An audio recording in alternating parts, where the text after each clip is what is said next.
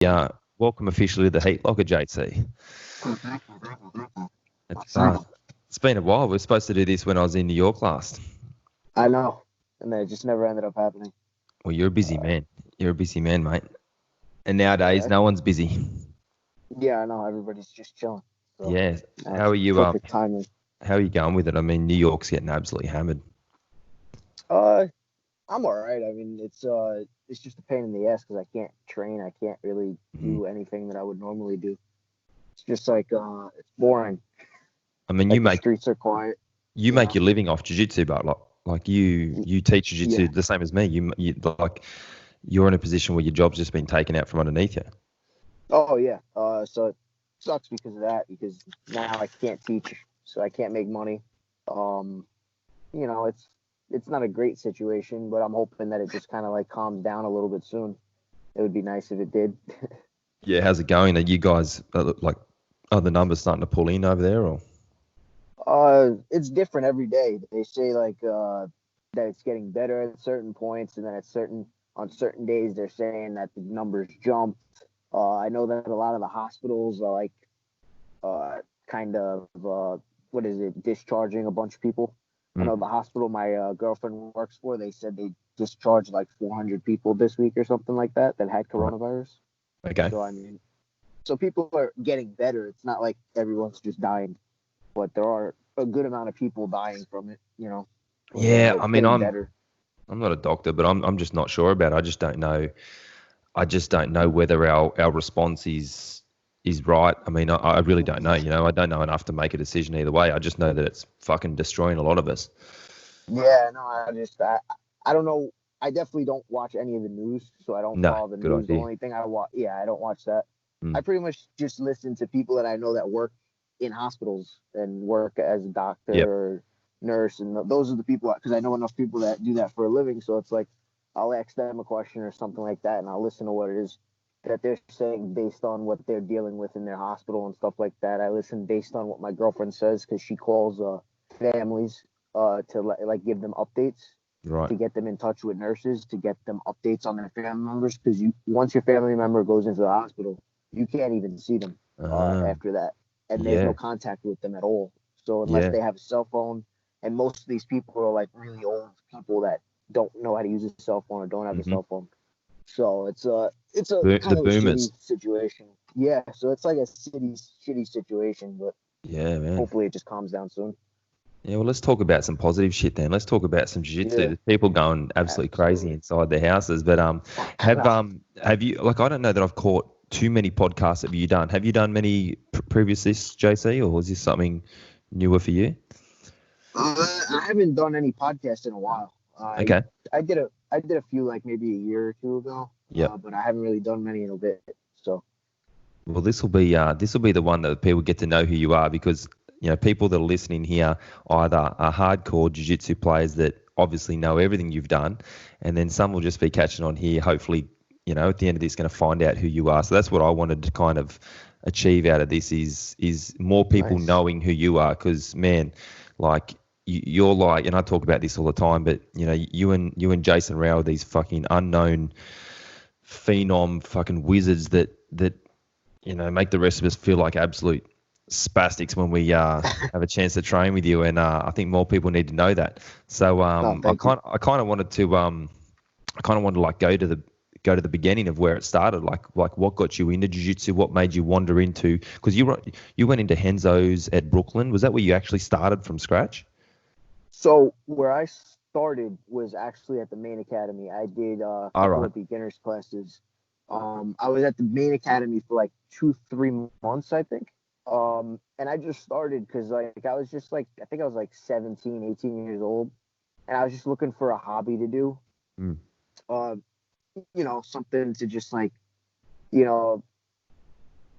get in shape, and like I always wanted to like learn some kind of combat sports, and like I always enjoyed MMA, so I was like, let me go give jiu-jitsu a try, because when I first walked in, I thought I was going to be able to I thought jiu-jitsu, like I thought I went to like Henzo's, I would be throwing on MMA gloves and shit like that, and then they gave me like a fucking kimono, a gi. They gave me a kimono and said you got to do this, and then I was like, all right, I guess I'll do this. But in the beginning, I didn't really love jiu-jitsu that much. Yeah. But it's just something about it from the first class that I took. It just like clicked. Like I was just like, I just felt like, I felt like I could do this. Like I'm pretty good at, or like I don't know why, but I felt like I was pretty good considering when I walked into the beginners class. And I was like, all right, I can do this. I was a cocky young kid. I was like fucking King of the white belts. Yeah, king of the white belts. Yeah. Right away. I felt like, so I was like, all right, I could do this shit. And then, I started training at Henzo Brooklyn. Like, I did my first tournament as a white belt after training like a month or something like that, and I got choked out in like fucking like a minute and a half, I think. I was like, oh, wow, I'm not that good as I thought. And then I started training at Henzo Brooklyn because it opened up closer to my house, and that's where I really got to see, like, how much I suck. And it made me want to train more because at Henzo Brooklyn, I got to train in a mixed class. So I was a white belt training with purple, color belts, blue, brown, and black belts. Yeah, so that's kind of, I think if I didn't change to Henzo Brooklyn, I might have never continued training after that. But that's pretty much, so I pretty much just got started looking for something to do. I had just started, like I just finally finished, I was finishing up high school. Like I dropped out for like 2.5 years or something like that. And I had went back into like a program that helps like rush you through your high school diploma, kind of like an equivalency degree. We have that over here where it's like they'll put you in like a school. We don't have school over here. We just all go straight out on the streets after we're born. Yeah, it's pretty rough over here. Guys, yeah, it's just like do whatever you want over in Australia. We just got to survive. You just got to have a pet kangaroo and you're good. Yeah, you just fight kangaroos and shit, and then that's just how it works. Yeah, so I was just like looking for a hobby while I was doing that, just because like it's like school was always something that I like hated. So it's like once I got into like trying to find a job and shit like that, like I couldn't even get a job working at Whole Foods putting like fruit on the shelves. And I was like, all right, I should probably go back to some kind of schooling or do something. And then because I was going to go to the military as well. So like there's a lot of things going on. So I just like was looking for like an outlet to just kind of like go like have something to do that wasn't the stuff that was stressing me the hell out. So it's like that's just how I got started in it. And always having an interest in it kind of helped me push myself to just like stick with it. So but was it were you watching the UFC or something? Like a lot of us, that's how we kind of saw fighting and jiu-jitsu, and that's what attracted us to. Is that what you knew of the UFC and thought I want to do that sort of stuff? Yeah, I mean the first time I ever saw any kind of MMA was watching the Ultimate Fighter. And then after that, it just kind of like I was always like a fan on and off. But when I really started to get into MMA, it's always a funny story I tell people. I used to watch a lot of Kimbo Slice street fight videos. Kimbo. And then, Masvidal. And then I would watch their. So what I would do is I would watch their street fight videos. I would sit up all night working out, watching street fight videos, and like eating zebra cakes and stuff like that. And I would always like watch it and like be like, oh, this is pretty cool. And then I'd see that like Kimbo fight MMA and stuff like that. And it's like, I don't know. I just always had a interest in some kind of combat sports. I watched a little bit of boxing and stuff like that. Like when I was a kid, I was always into Rocky movies. So it was just like, I guess it was just meant to be that like I always wanted to do like some kind of boxing. Like I did a little bit of karate when I was a kid and stuff like that. I played tons of other sports, but like always the combat sports were the things that interested me the most. And I just like kind of fell into jiu-jitsu kind of by accident. No basketball for you, JC? I played basketball. I was actually pretty good at basketball. Okay. Yeah. How rude of me to assume that you wouldn't be, actually. Even though I'm 4'11", I was actually pretty I was pretty good in like junior high school and stuff like that. I used to play. You're for those that are sitting here and might not know you, they might not know how tall you are sitting here in your car, JC. Yeah. But I put you at like 5'4". What is it? What are you? 5 something? 5. You're being very generous. I'm being kind. I'm being kind. I know. What's the official stats? On my license it says 5'3". When people meet me, it's because I usually have my sneakers on. I'm 5'4". Nice. I'm actually like 5'2" and a quarter or some shit. So now. You would look at you and assume, oh, this smaller guy. If you didn't know anything, I'm telling you, like I don't see many people, and I'm not giving away secrets from the training room, but I don't see many people train with Jason Rao and come out of it looking remotely good. Like everyone just gets fucking train wrecked by that guy. And but you two, he told me you're the hardest person for him to submit. You know, other than maybe Gordon Ryan, like he just said, I cannot, like the guy's just a nightmare. Like I train with you, I can't get hold of anything. Like, so it's funny how I think that, you know, that stature that you would sometimes think in a combat sport would be a negative clearly is a positive for you, because man, guys just can't get hold of you, and you're just like a little fucking tornado turning inside out. Yeah, I mean, definitely I learned to use my my body type a little bit, I guess, in training, and I kind of like build my game around that.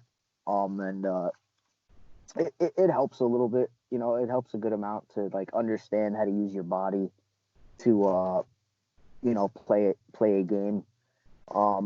And Jason is very, very good. People don't really know that very much. We'll talk. Jason, I'd like to talk about him later. He's the dragon. Just like he says, like he's his hardest role. He's my hardest role. Every time I roll with him, it's like I use my A game, and most of the time I am on the defensive. So even though he says like I'm on the defensive most of the time, trying to like get an offense going, like he's really good. It's very impressive watching you two guys go. But so you know, first place you go to is Henzo's, which is basically the, you know, for most people it's the best academy in the world for submission grappling. So you just wandered in. Did you realize what you were walking into at that stage, or did you just think, oh, Henzo's a fighter, I like fighting, I'll just go there? Like, because you're from Brooklyn, right? So that meant you would have to travel into the city. For those listening, the main academy is in Manhattan, which would mean for JC to be a train ride into the city, right into Penn Station. Yeah. So you know, what was the go there? How'd you know? There's plenty of other academies around.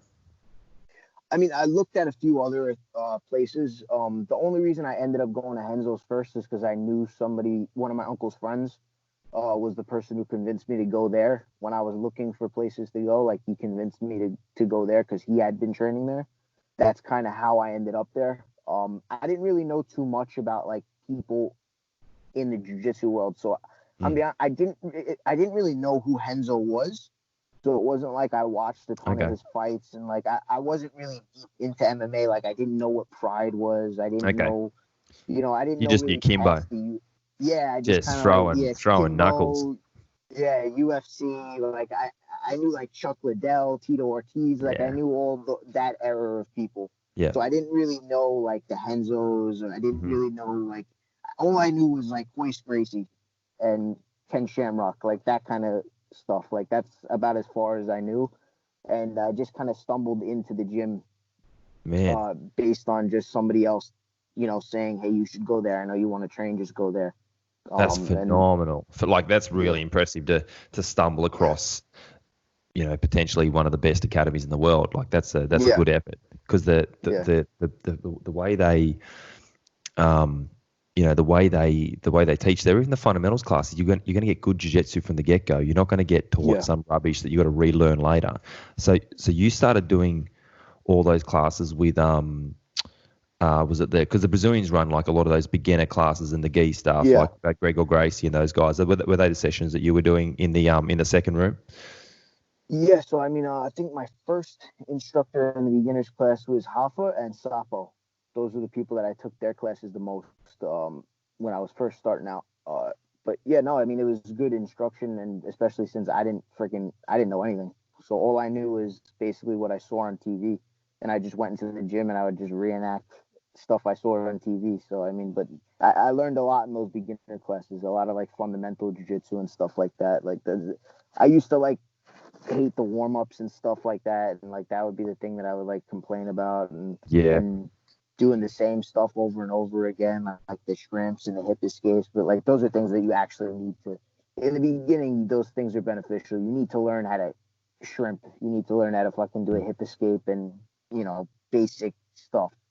But I learned a lot of like fundamental ideas and stuff like that in beginner's class. So I still remember a lot of the like little things that I learned within the 2 to 3 months that I took beginner's classes. But the second I could get out of a beginner's class, I did. But, yeah. Yeah, it sounds like you've had a very fast progression in your whole jiu-jitsu career, really. Maybe you were beyond that. The rest of us spastics that are a bit slow, we need to stay in that beginner class a little longer. But I was super spastic. I remember I would go to class and I would leave class with like black eyes and like scrapes all over my face. I was a super spaz. I just didn't know any better.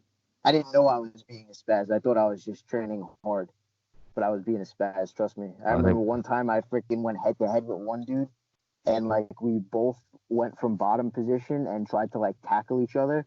And I rammed my fucking head so hard into his head, but his head was just harder than my head. Nice. And I was just like, wow. I still remember that because it freaking hurt really Stitches?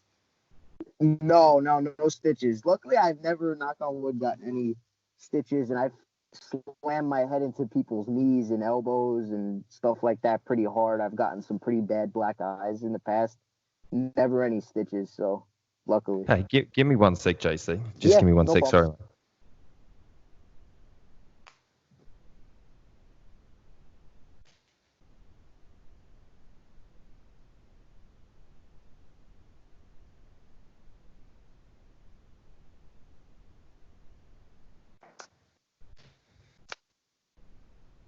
Sorry, guys, that's super unprofessional. But I've got a newborn baby. He's 3 weeks old, and I could just hear him in the background. I thought the wife was bringing him out. So sorry, man. That's we're back. We're good. Yeah, that's cool. This is the problems with baby life. We got 2 little ones and then the littlest one, so it's a nightmare. Sorry.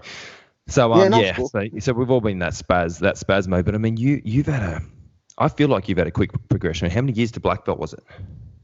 I think it was like 6.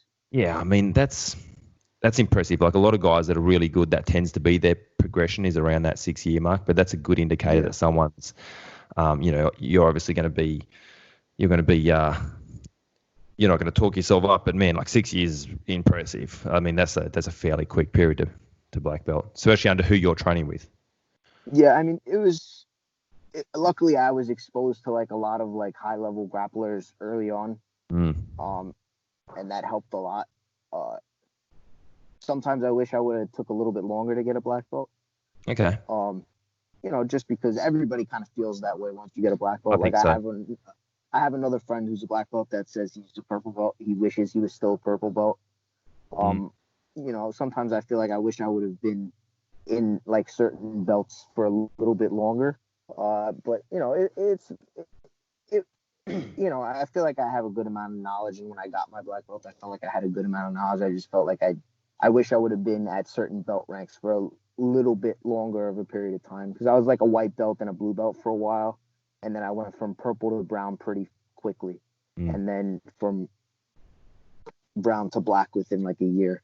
But sometimes I wish I would have took a little bit longer, but it's cool. There's guys who get their belts. There's guys who get their belts just with being reasonable, but through time, they put in that 10-year mark and whatever. Yeah. But then there's guys like you who are they're so good in competition that having you at the lower belt level, you just don't get the matches you need to get. Guys won't take matches with a purple belt who's a fucking absolute nightmare.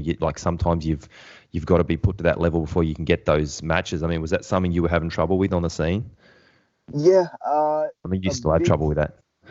Yeah, but a big thing. Yeah. A big thing with when I got my brown belt was that I wanted to do all these invitational tournaments for money, and instead of waiting like a full year, because like I got my brown from purple within like 6 months, I think it was. And a big reasoning for actually getting my brown a little bit earlier than they wanted to give me my brown belt was specifically to get matches and to get on like I got super fights once I got my brown belt.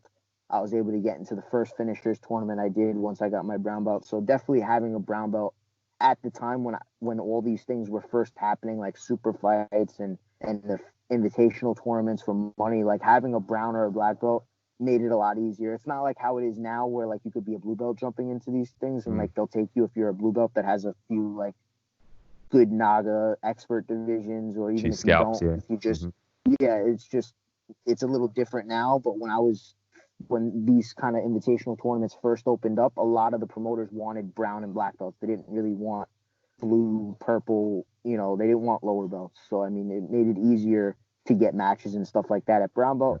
And then it always came down to people would always say, oh, you sure he should have got it? And people would complain to my coach who gave me a brown belt. And then and then it was like up to me to like kind of like prove Show that I 'em why. deserve the brown belt. Yeah, Go win the matches and stuff like that. So, and that I feel like helped me get better too, because it was always like, well, now I got the belt, so now I have to prove that I deserve the belt. So it's like now I got to work harder, not just win matches, but I actually got to learn jiu-jitsu. I actually got to know what the fuck I'm talking about. Did that put more pressure on you? Yeah, sometimes I felt like it put more pressure on me, but it was good because it definitely, like I said, it helped me improve faster. It helped me want to actually learn jiu-jitsu from like a standpoint of actually understanding it for myself and not just being good, waiting for like, not just being like good, because I mean, you've seen like sometimes people like it just jiu-jitsu can click and they could just be better than other people, physicality, whatever it is. Maybe they're athletic but or to something. like athleticism, whatever it is, natural abilities, and some certain things can just click for them. For me, it was like once I got my brown is when I started to like realize, all right, now I have to like, I wanted to be able to teach somebody else jiu-jitsu, not just be able to perform moves that are taught to me. So it was kind of like that was like the time when I was like trying to learn how to be a teacher and learn how to teach myself and like truly understand like concepts and ideas, and like that was when I felt like I first started to actually learn jiu-jitsu, not just learn moves and understand it, you know? Yep. Totally understand, totally appreciate that, especially from a, you know, I'm a coach even before I'm a competitor, especially nowadays. And I had the same realization probably at brown, black belt as well when I started teaching more, and you can't just get by on here's a set of moves that work for me rolling in the gym. It's like now I've got to be able to understand the whole width of, you know, I might get someone who this move doesn't work for. I've got to give them an option. It's not fair to just, you know, try and pigeonhole everyone into what suits me. So I think that's a realization that like smart level-headed guys have, where they go, okay, if I want to be able to do this seriously and be able to help other people, I've got to understand it at a deeper level. You're surrounded by so many fucking good guys, especially in that early stage of your, and still, obviously still. So just like I've had to come to New York and try and like drag that information out and try to understand it.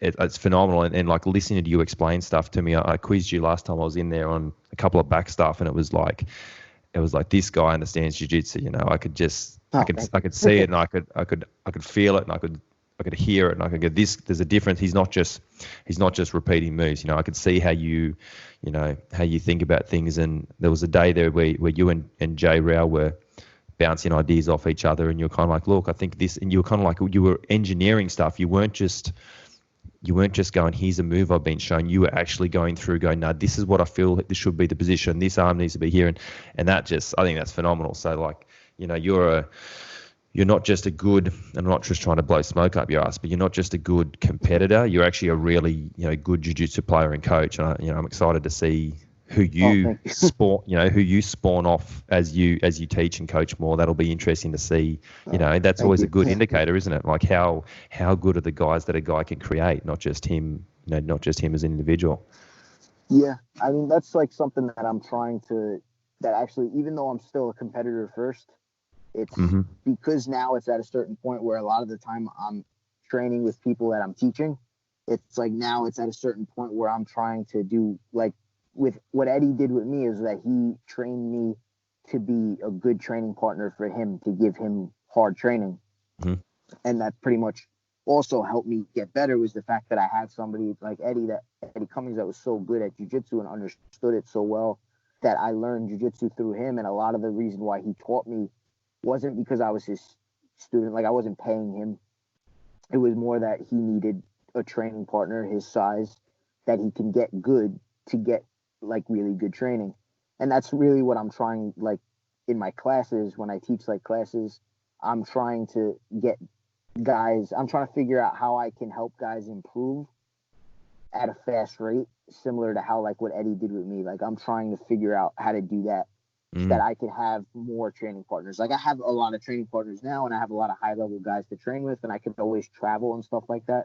But when I like because I do train with the people that I teach, I want to have, you know, a room full of people that like if somebody comes to visit and trains in one of my classes, I want people to be like, okay, that everybody in the room's actually really good. When I train, I want my guys that I'm training with and I'm teaching to like have to put like I want to have to like maybe every now and again they put me in a bad spot. Mm-hmm. Like I want to be able to get like good hard training even with the people that I teach, and that also helps me understand what I'm doing better. If I teach somebody a move, I always watch when I teach, and I try to tell people to like train using the things that I go over. Like if I go over something in class, try and actually use it. So I'll do a lot of situational training where if we're working from like a half guard pass, like I'll make guys starting in half guard smash position. So it like forces guys to use the move, and like I try to watch and see if like what I showed while they're trying to use it, are they having success with it and stuff like that. I try to see if maybe if they're not having success, what are they doing wrong? Maybe there's something I'm doing wrong. Every time I teach, I always think that maybe if a move's not working for somebody, maybe I'm teaching it wrong. Maybe I'm doing something wrong. Maybe I need to go back and revise it. And that's kind of like something I do when I teach. And it's similar. I take the same approach to when I'm training. Is like I try movements. I'm always trying different things to like improve in different areas. I feel like if at a certain point I just only get set into one set of moves, that's where I feel like that's where I was always taught like that's where you start to not improve, is when you're only focusing on just one thing. So I try to take the same approach to my own training when I'm teaching as I do when I'm teaching myself jiu-jitsu. Because every day when I'm watching tape and I'm training, I'm trying to teach myself new ideas and new things. The same as when I'm teaching people, my students, I'm trying to always teach them new ideas and new things, and I'm always trying to figure out ways to make myself get better as well as trying to figure out ways to make them get better.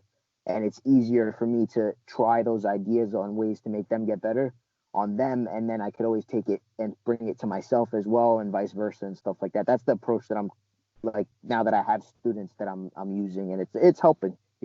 Man, that's you're wise beyond your years. How old are you now, JC? Is it 26? 25. I'm gonna be 26. Okay, so you're 25, man. Like that's a very, the way you just explained to me, is very much how I think about my coaching and training. It's also how like a lot of the better coaches think, and you're already onto that well and truly at 25. I mean, thank you. that's great, but that's probably also a byproduct of who you've had bring you through. Like you said, guys that have taught you. Obviously, anyone who knows jiu-jitsu coming out of New York talks about John Danaher. Did you spend a lot of time with John? Because I mean, his training is very much like that. There's positional training. He's looking how he can make guys good on a short time span. Did you spend a lot of time with John? I did. When I was blue belt, I started training in the city, and originally I was only training once a week in the city under John, and I was training 2 days a week in a comp training session with Eddie. And after training in John's classes, and then they started doing like the afternoon training in the gi. They were doing the no gi training. That now it's like a really big thing. But in the beginning, it was fairly small. So John just to confirm with people, like the at Henzo's, there's the Monday, Wednesday, Friday are kind of like the big days, and there's always the AM session, which is the early morning session. Everyone piles in, and then most of the good guys kind of hang around during the day, have a nap, and then 12:30, 1 o'clock, the afternoon session starts, which used to be a gi class and still has gi players in it, but now it's kind of split down the middle, and they go half and half. But in the beginning, it was just only a couple of the core like Def Squad guys like Eddie and Gary and that kind of were doing their no gi, and the rest was just a gi. Is that correct? Is that how that kind of came about? Yeah. It kind of like the first time that I was invited, I went, and it was just Eddie and Gary, and that was it. And then maybe one or two other people that like they kind of invited one person themselves. So it was like Gary had, I forgot who it was that he brought with him as a training partner, basically to drill moves on. And then Eddie had one person that he brought to drill moves on. I think maybe one or two other people were there. I'm not sure. And it just, I was training with Eddie one morning, and then he's like, hey, you want to stick around and just train in John's class? I was like, you think John's going to let me? He said, I guess we'll find out. Because, like, you never know if he's, You don't know. Yeah, and so, like, I trained the one time, and then after that, like, I didn't know if I was going to be able to keep coming back. It was just kind of like a thing that he was like, oh, you could train today, but I don't know about after this. And then I started training there. Like, Gary actually grabbed me in the locker room, and he was like, so I have a match with Meow coming up, and you're small and you move around, you play a similar, style. And you play like a meowish kind of, and you're flexible and stuff like that. So if you want to keep coming in, I'm sure Gary Tonan's grabbed plenty of men in the change room too. I'm quite sure. Yeah. So that's basically how I got started to show up more consistently. Yep. Was once like they asked me, to come in more consistently, and it's like for some it was like at that point I took grappling serious. Yeah. And, I wanted to do grappling, so I was like, all right, cool, that's my opportunity to get good training in with high level guys and stuff like that, So I made sure to take that opportunity to show up every day after that, and that's kind of how I got started in there. Did you realize what had been presented to you? Because I'm looking at this in my mind right now, going, "Fuck, that was a fairly embryonic stage for the Def Squad still." Yeah. But you were right in the middle of it. I mean, you're there with Eddie, Gary, Danaher in a small group where he would have been giving you a lot of pretty much direct information and training. I mean, that's a very precious commodity right there. Yeah, I didn't really realize it 100%. Yeah. What was going on? Because, like I said, I was fairly I guess green to what the possibilities of a professional grappling career was. So I didn't really know what it was that you can do in terms of if well, it still wasn't a huge thing then, was it? It wasn't. No, what year it wasn't was a big thing. This would have been, 16, 15? What was it? Maybe 14, 15, maybe. Yeah, I mean, maybe around that time. It wasn't. There wasn't a clear trajectory, was there? Yeah, no, because it was just at 14 I was a blue belt, so yeah, it really wasn't it was that was around the time that the first Meta Morris happened with Eddie Bravo, and that was around the time that Gary became big because he just did the 2013 ADCC and then he did the EBI, the 170 where he beat Nathan Orchard and stuff like that. So that's when that's how I knew who Gary was. That's around the same time that I started to watch competitive grappling seriously. Because before that, I never really paid attention to it. I didn't even know professional grappling was a thing. I didn't know that. It barely was, JC. It barely was, man. I mean, before that, there just wasn't shows. There just was no money. There was nothing. It was just all the rubbish tournaments, federation tournaments, Yeah. So I had no idea, like I said, what professional grappling could even be, because it was basically it was in the growing stages.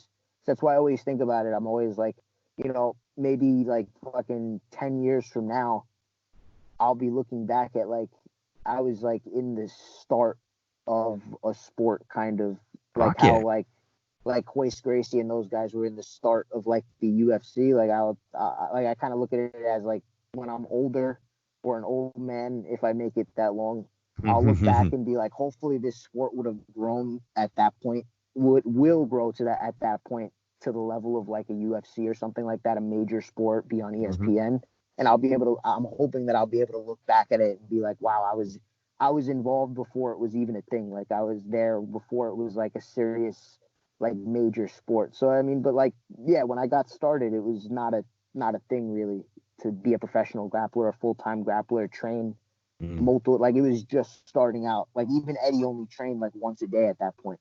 Yeah. So it wasn't really a big thing to train full time and only do jiu-jitsu. Most people that trained full time were MMA fighters. They weren't grapplers. Well, it was the only thing where there was any money. See, now submission grappling is a real thing, and that's, I find myself not always referring to it as BJJ or jiu-jitsu. I find myself calling it what we're doing more submission grappling. Would you agree that it's a different thing? Your average jiu-jitsu school that's teaching kimono-based gi jiu-jitsu, this is a different, when you walk into Hanzo's there and you experience that type of grappling, it's not fair to call that just the same thing that the gi started. That's submission grappling. It's a different thing. Is that fair to say?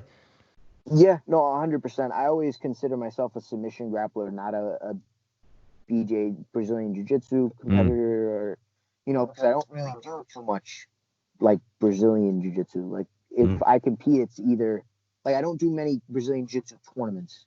I don't do federation tournaments.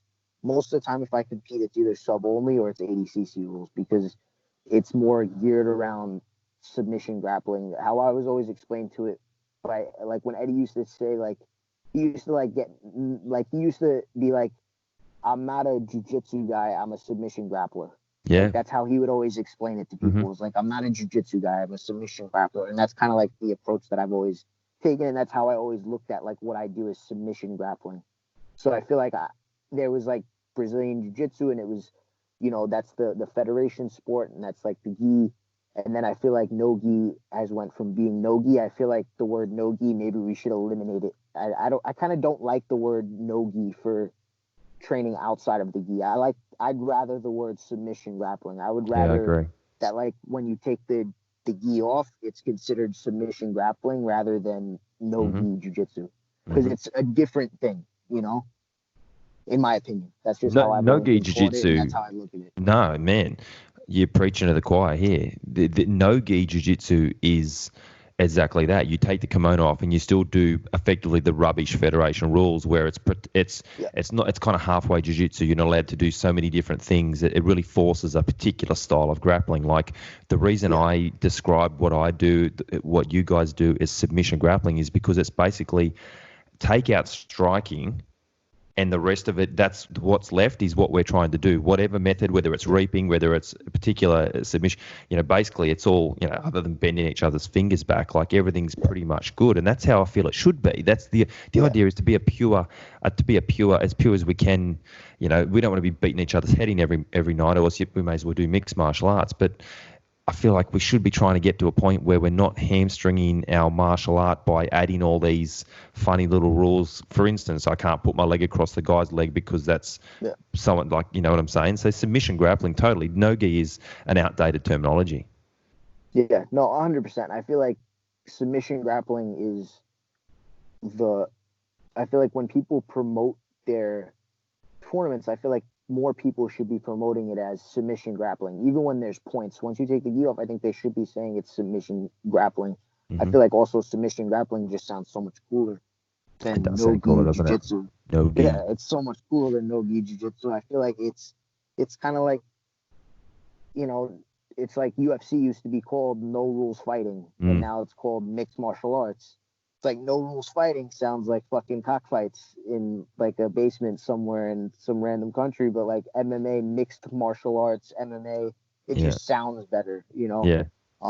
So I do feel like for the sport to grow, I do feel like it needs to be rebranded kind of in some ways.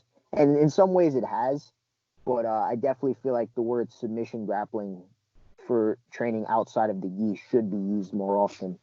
I feel like the word no-gi at a certain point does need to be eliminated, I think, in my opinion. That's just how I've always felt about it. No, I'm agreeing with you there, mate. So continuing along your timeline, I mean, so far, it's the access to information that you've managed to get yourself in the middle of is pretty fucking impressive. Like, for anyone listening who doesn't know who Gary Tonin or John Danaher or Eddie Cummings is, are probably on the wrong podcast anyway. But everyone's heard people talk about John Danaher, but Eddie Cummings, unfortunately, I never got to meet Eddie. I never got to train with Eddie, but from all accounts, he's a mad scientist as well. He's kind of like nearly just a younger variation of John Danaher. I mean, you probably know Eddie about as well as anyone knows Eddie. Tell us a bit about that guy. That's a bit of an open-ended question. He's just a crazy person. In a good way. Story. Yeah, in a good way, and a bad way too.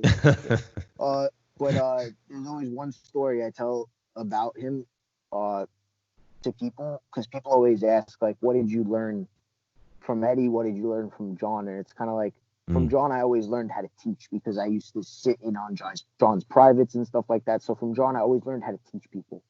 So I think that, like, that's the biggest thing that I picked up from John, was how to give information to other people. And from Eddie is where, because I wasn't involved in the creative process of John's jiu-jitsu at all. I was only there when he was teaching, so that's all I could learn. I took what I could take, which was how he approached teaching and how it is that he got information to people. And with Eddie is like, I got to learn the behind the scenes stuff more. I got to learn how to come up with stuff. I got to learn how to break things down. And the story I always tell people is, so at one point, Eddie would, before the ADCC in 2015, Eddie would train after the afternoon training. We would go and train for a few hours upstairs on the third floor. And basically, it was just during that time period in training he would do maybe some positional training, get some extra rounds in, get some repping in. And I just remember one day he just started working a position where he would just grab an outside scoop grip on the leg. And we spent, I think it felt like 2 to 3 hours. It might have been less than that, but it was 2 to 3 hours, I think, of just looking at all the different possibilities of how to do an outside scoop grip and what we could do with it, how we could use it to pass, how we could use it to attack the legs. Then it was, what do we need to do if somebody takes the outside scoop grip on us? And from there, I kind of got to like get a little bit of insight in how his brain works. It's like he's going to have an answer for every possible thing that you can do with any possible grip. And that's why he's always 10 steps ahead of everybody. And that's why nobody can really get like an offense going on him, is because he's always processing in his brain. When he watches jiu-jitsu or when he's working on a position, he's looking at all the possibilities, whether it be offensively or defensively. And that's like the biggest thing that I picked up from him, was how to break things down to be able to teach myself jiu-jitsu, how to break things down to make myself better at jiu-jitsu.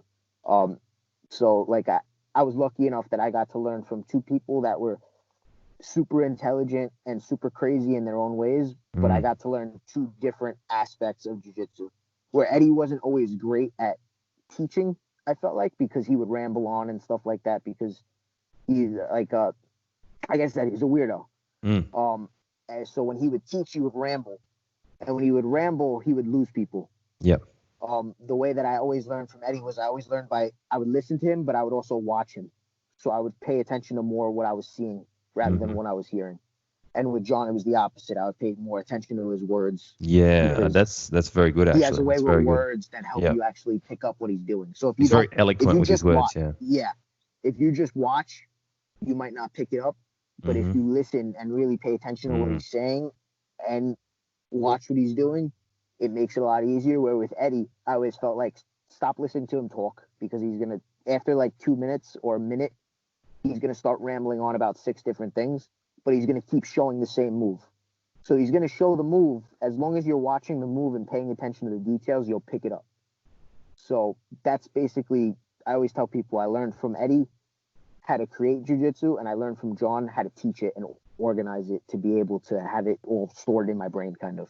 Man, you're a fucking smart guy, JC. You try to say you didn't finish high school and all this sort of bullshit, but is this just your calling? Because listen to you talk about this. I mean, this because this is obviously my complete life now. This is what I obsess about, and it's fantastic hearing you explain this stuff, because that's, you know, along the lines of how I think and how deep into this hole I've been going. But that's where your brain's at already, and your brain was there early on in the piece. Like, is this just something that fucking clicks for you, or is this how you think about everything, or is this just you were made for this?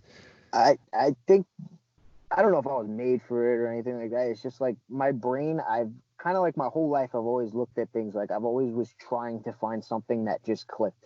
Like it was just always like, that's why it was like I couldn't deal with school, because it just couldn't click. It just didn't click. You know, so it's just like if something didn't click with me, I just didn't want to do it. You know, it's just like, that's always how my brain worked. It was like, if it didn't click, I didn't want to do it. I played football. I was okay at it, but it didn't click. It never like, I never played football where I was like sitting at home studying tape like I do jiu-jitsu. I never like approached it as I want to be the best in the world kind of at playing football or whatever it is. Like jiu-jitsu, for some reason, the second I started doing it, I just remember for some reason it just clicked with me. It was just like, this is something that I want to do. This is something that I feel like I can get good at. This is something that I feel like I can devote every second of my day to trying to get better at, and I'll never get bored with it. Yeah. And it's just like, that's just jiu-jitsu, just kind of like, it was the one thing. That's why it's like, I always tell people like jiu-jitsu is the one thing that always clicked with me. And I tried tons of other things. Like, is jiu-jitsu is the one thing that I ever stuck with in my life. Like, I've done tons of different sports. I've done tons of different things. Like, I did bodybuilding for a little bit where I was lifting weights like crazy. And it's like, after a while, I just got tired of it. Like, jiu-jitsu is the one thing. Like, some days I hate it just because of all the nonsense that's involved in being a competitive jiu-jitsu player and a competitive Is that more grappler. the politics you're talking about?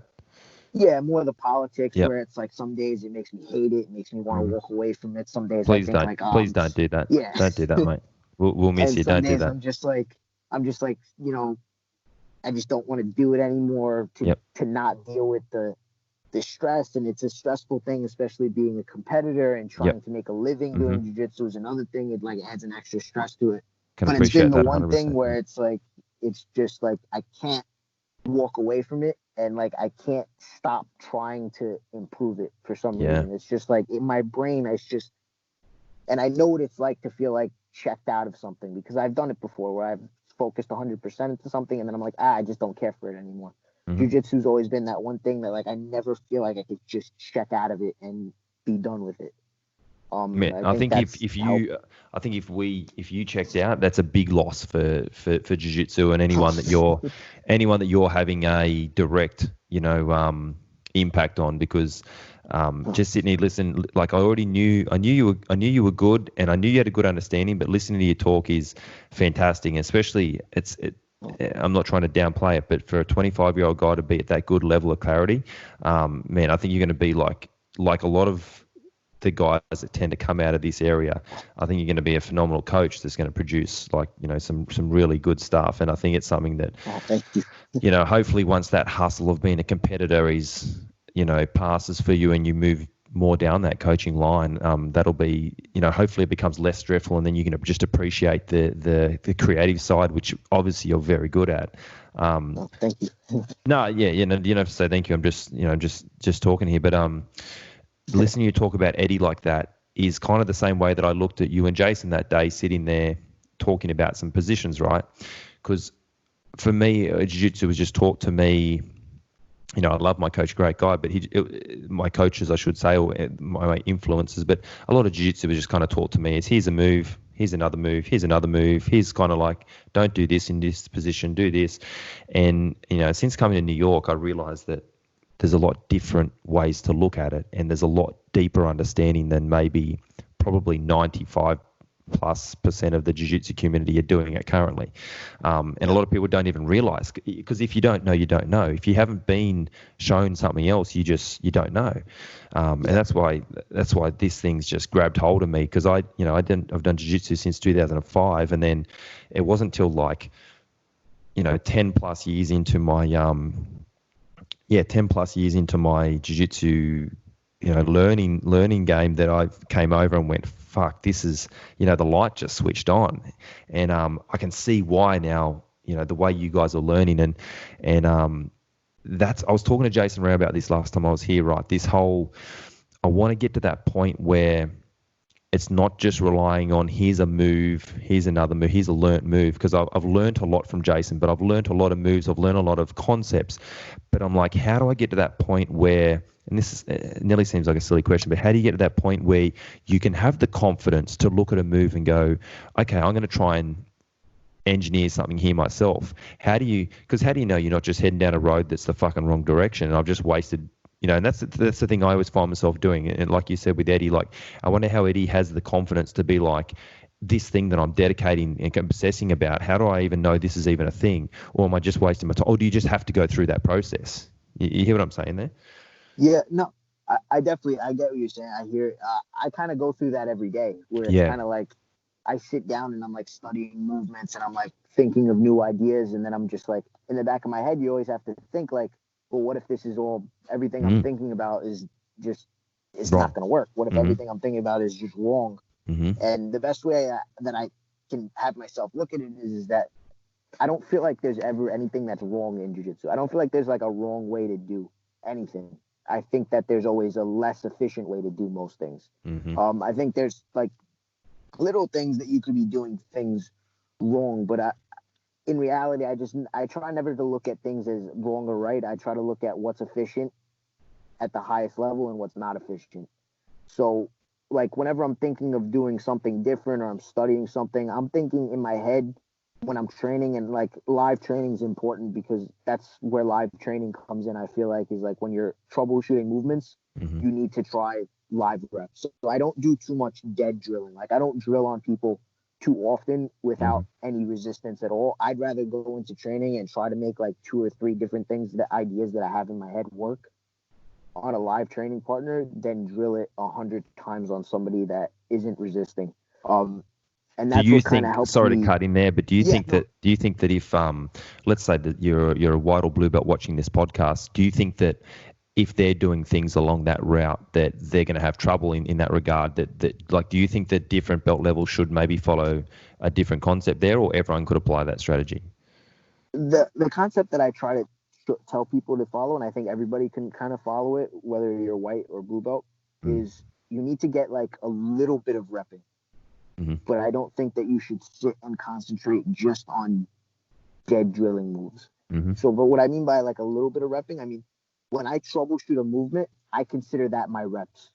So, like if I'm thinking of a new idea, and let's say I'm working on just a transition in a reap, and I'm just trying different ideas on how to make expose the heel off a reap on a standing person. Maybe my opponent's standing over me, and then my idea is trying to find different ways to make this reaping position more effective to expose the heel.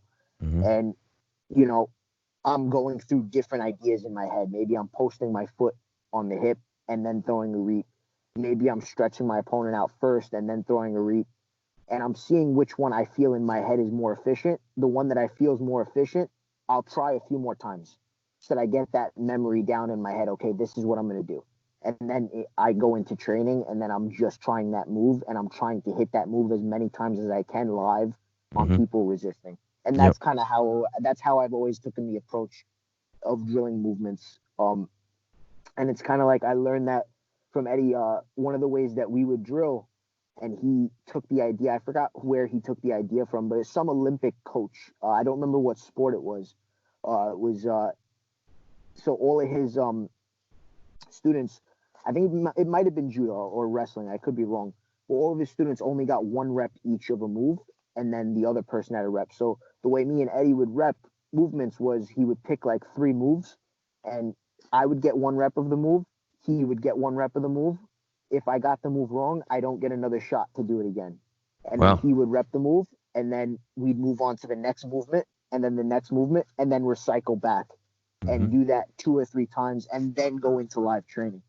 So the way he said it is the way the coach saw it as, if you only have one opportunity to do a movement in a training session, it's going to force your brain to pay attention more. So you're going to pay attention to the details more, because you're not going to be able to do the movement for, some people put on a timer and they drill a movement for 2 to 3 minutes over and over again. And maybe in the beginning of the minute or 2 to 3 minutes, they're repping the move solid and they're getting all the details down. But towards the end of that, maybe they're going through the motions, memorizing. They're just going through the motions. Maybe they're not using great technique. They're not paying attention at that point. Now they checked out already. So now their brain's not even registering. So now you're not even getting muscle memory down, because now your brain's not even registering it, because now you're just doing a repetitive movement and you're probably not even paying attention. Where if you only have one opportunity to do a movement in a certain set, kind of like, I look at it as like we each get 1 set, 1 rep, and then we do 3 sets total of 3 different movements. You're going to pay attention more if you're only going to get an opportunity 3 times to try the move. And it kind of forces you to use your brain the whole time. That's how he explained it to me. And that's kind of like the approach that I've always took into when I'm drilling moves or coming up with ideas, is like, okay, I'm troubleshooting a movement, try a few different ideas, see which one I like the best, get an extra rep or 2, and then go try it live. And then when I have moves, like when it's time to compete and I'm in camp, I drill where I only have 1 rep each, and I take a training partner, and then I drill, okay, this is what I'm working on today in training. We're going to drill these couple, like 3 or 4 sequences, 1 rep each. Let's drill. And then that's how I improved the fastest. I felt like when I started drilling like that, I improved the fastest. Because before that, I didn't drill at all. Because I just saw that I just couldn't do it. My brain couldn't sit there and put a timer on and drill like the same move 3 times for 3 or 4 minutes. Like I couldn't do that. But drilling like this, I was able to. I was getting the muscle memory down of moves faster. I was learning faster, and I felt like I was actually picking up the movements because I was paying attention the whole time that I was drilling. So it was a shorter training session of drilling, but I did feel like I benefited more from having less opportunities to drill a move, because with Eddie, if I messed it up one time, that's it. I'm cut off. Mm-hmm. I don't get another rep. I didn't get another rep. I had to wait till the next set. And by the next set, I might have already forgot the move. Yeah. So that's why I need to pay attention, because if I don't pay attention, I'm taking time away from my training partner's training. Would this concept work for everybody if you're running a class, for instance, or do you think this is a concept better for more experienced grapplers, or can it be applied to everyone? I think this is a concept that you can apply in your own training. Like I feel like your outside training, like people when they drill and stuff like an open mat, and they're like, I got to work, and I think like this idea when you're trying to work on your own like game and like your own ideas, I feel like this is a way that I felt worked the best for me. I still think, because not everybody can learn the same way in a class, especially it's a class setting with a lot of people. I haven't tried teaching a large class using this idea. But I do feel like it can work in a competition setting, competition class setting, where it's like when you're training in competition class, you need to be 100% focused anyways. I know sometimes I'm not, and I screw around and stuff like that. Like I like to mess around and I like to have a little bit of fun, but when but when it's like time to compete, I do get more serious. Like if I have something coming up, I will be more serious. And this is like an approach that I've tried in the past, and I haven't seen any issues with it. As long as everybody in the room understands that they need to be 100% paying attention, dialed in, and ready to train. And the people who take it seriously will get the drilling down this way. The people who don't take it seriously won't pick up the move.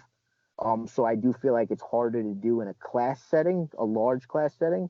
But in a small setting, competition training, I like just it. private, like on the side drilling, I feel like it's worked pretty well for me, and I felt pretty good about it. I'm trying to find a way where I can do similar drilling for class settings, but I haven't really tried it that much. But definitely for smaller competition style training, I felt that it's worked pretty well for me personally. It's the Eminem one shot, one opportunity.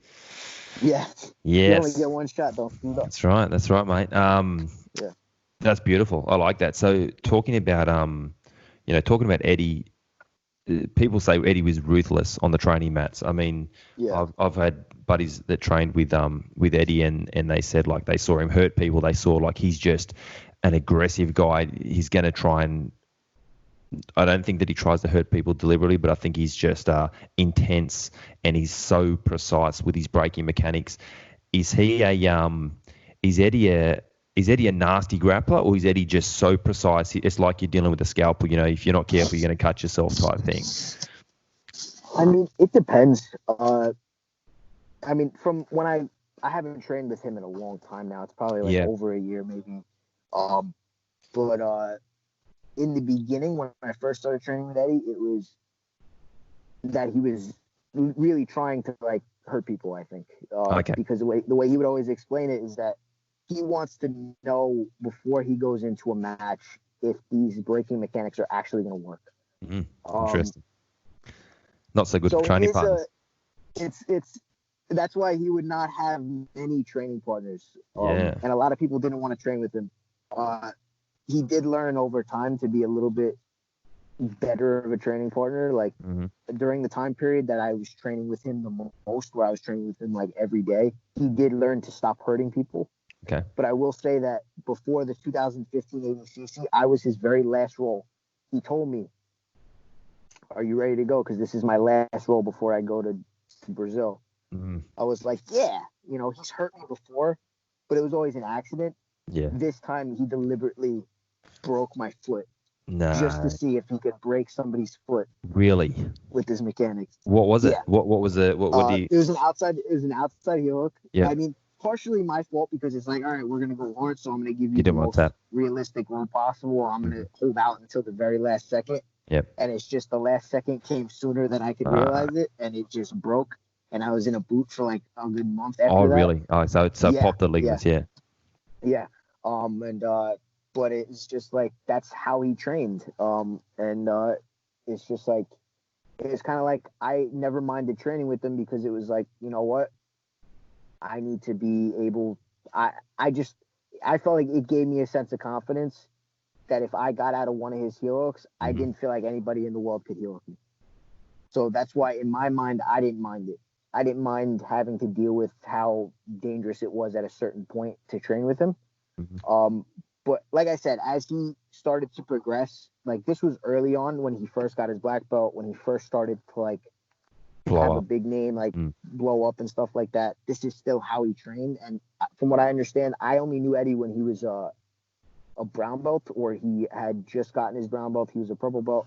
From what I understand, he always trained like super violent, always hurt people. But like I said, as he got more into jiu-jitsu, like more time and stuff like that, and noticed that he needed to hurt people less to get good at jiu-jitsu, he was a lot nicer to his training partners, because then he also realized that if I break all my toys, I have no toys to play with. Nothing. Kind of. Yeah, that makes sense. So if he's like, if I break all my toys, especially now my toys are super limited because I'm not training at a big gym where new toys are coming in every day for me to break, he learned to train without hurting people. So it's a lot nicer from when I was last training with him. Still hard training. He still beat me up worse than anybody I ever trained with. But he definitely learned to stop breaking all his toys. And man, he must have fucked up some people at Henzo's. People just going in there to kind of like do the old, I've been to Henzo's type thing, and then they run into Eddie and he just fucking snaps the inside heel hook on him. I got one good story. Big dude from Brazil. He had to be like maybe over 6 feet, maybe 6'2". Dude had to weigh like 220 maybe. This was before ADCC again, and Eddie was rolling with the guy, and the guy was like violent. Eddie tapped him a couple times, and the guy was like tapping, but you could tell he was getting mad. But Eddie was tapping him with upper body submissions. Eddie wasn't even attacking his lower body because the guy was keeping his body so far away. I just remember watching. And but Eddie was like, he was rolling hard, but at the same time, the guy was bigger, so he didn't want to take the chance of getting hurt. So he was also, rolling as respectful and Did careful Jason as Rao possible. just text you? He just texted me. He must have just woken up. No, okay. No, he didn't text me. I messaged him before because I saw he was up at like 6 a.m. I'm like, what are you, 100 years old? Oh, he's an old man. He's texting me right now. We'll talk. I want to talk about him, but we'll get to him. So tell me this. I'm loving this story. So Eddie's rolling with this guy, and then Eddie puts him in a triangle, and I guess this guy is just fed up with getting tapped by this fairly small person, and he picks Eddie up all the way up to the ceiling. And if you train in Henzo's, you know those pipes. The ceiling isn't. If you're well over 6 feet, if you lift somebody up literally over your head, they're probably going to hit the pipes. Eddie's head went all the way up to the pipes. Oh, no. And then the dude slammed him on the mat to get out of a triangle. And it was funny because he looked at John afterwards, and I guess he was looking at John to yell at the guy, and John was like, ADCC rules. Green light. You could slam out of the submission. So then Eddie did the most violent outside heel hook ever. Oh, no.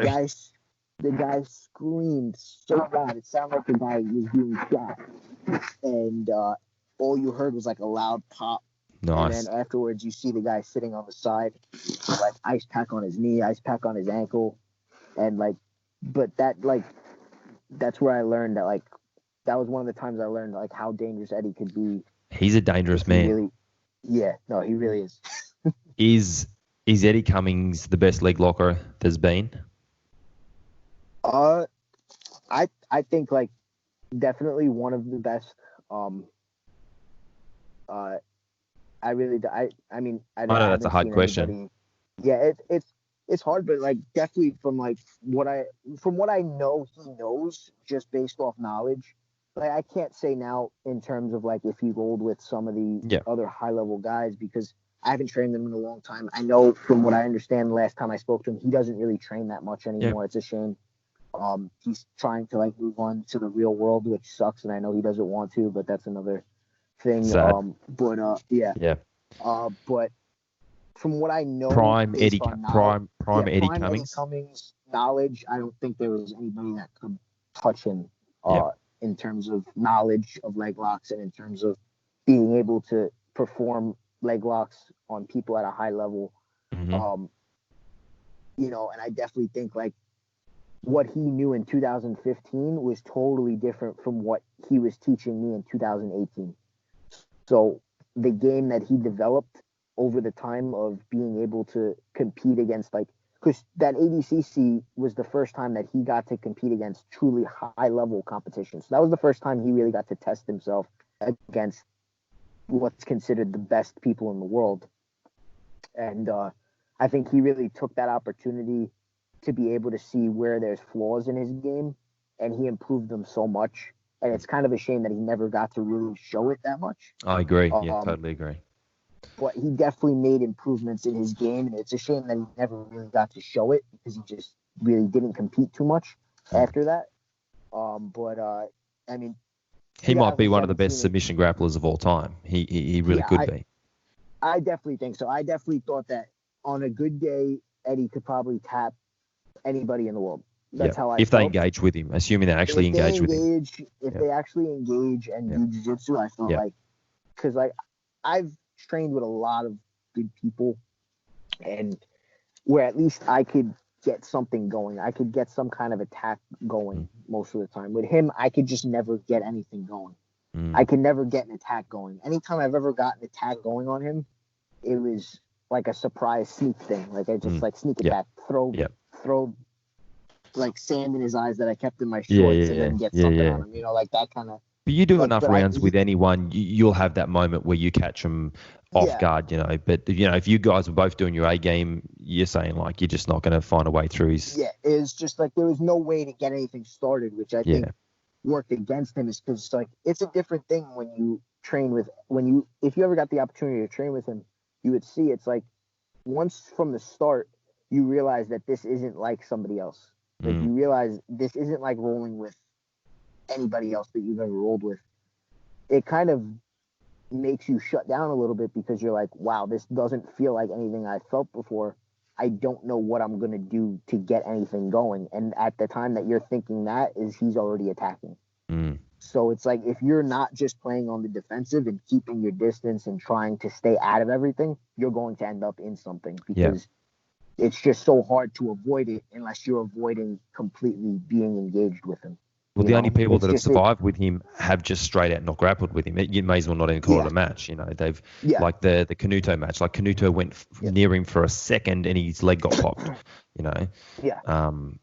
I cornered Eddie for that match, and it was just like that was frustrating. After 10 minutes, I looked at Latavia and Krishna in the corner, and I was just like, this is a waste of time. Because he won't come out. Is it fair to say that he's so, and I don't want to, I mean, this is fantastic. I don't want to talk about Eddie the whole time because there's so much to talk about. This is fantastic, man. I hope, and thanks for making the time to chat to us too. No, of course, is it fair to say that Eddie is so committed to his game plan that he won't come out and, you know, like a Gary Toner? Gary doesn't give a fuck, as we all know. Gary will leave himself completely open on the off chance that he creates something, which he often does. Eddie kind of is the opposite grappler to that. Eddie is so calculated. Is it fair to say that sometimes, unless you had a grappling tournament where the rules dictated the guys had to engage, like a wrestling tournament, you know how they have to engage, that Eddie would have matches like that where he just wouldn't, if the guy wouldn't go near him and he couldn't go near the guy, he wouldn't open up to create something. Is that true? Yeah, so the best way that I can explain it is kind of like he kind of like creates his game around. He's never going to ever allow you to create an opportunity to get something going on him because he's never going to allow himself to come out of position.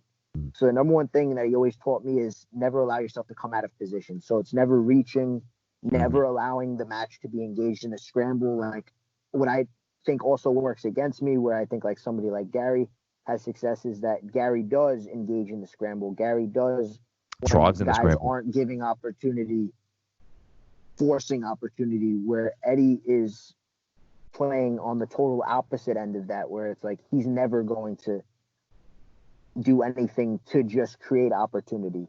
He's going to stay in position. He's going to force you to either engage or disengage. And that kind of comes from the idea of that he just, I guess he always explained it to me, is that he thinks that like if you ever end up in a bad position, you did something wrong. You just need to always never end up in any kind of bad position. And that's kind of like the approach that I've always took, which I think kind of like gets me in trouble too with matches where people just don't want to engage is that I do try to make it where, like how I was taught to play guard, where it's like it's an impenetrable kind of force field. Yep. Like, and nobody should ever be able to penetrate that. Nobody should ever be able to win a grip fight. Like, I mean, your guard has got to be one of the hardest guards to pass in jiu-jitsu. I mean, Gianni Grippo had absolutely no, like that match with Gianni, who was probably a bit bigger than you. Really, he was never going to pass that guard. Like, there was never looked even close. Like, your guard retention's phenomenal. Like, really, really good. You can see that. Thank you. It's like that was the number one thing that he told me to work on. So, like, when I first started training with him, he was like, before you worry about anything, you need to make sure that you have a guard that the best passers in the world won't be able to pass at your weight class. Mm-hmm. If somebody's your size or even a little bit bigger, you need to make sure that you never, ever get past. Even in sub-only. So you see a lot of guys in sub-only EBI rules, they'll let their guard get past. They'll play defensive.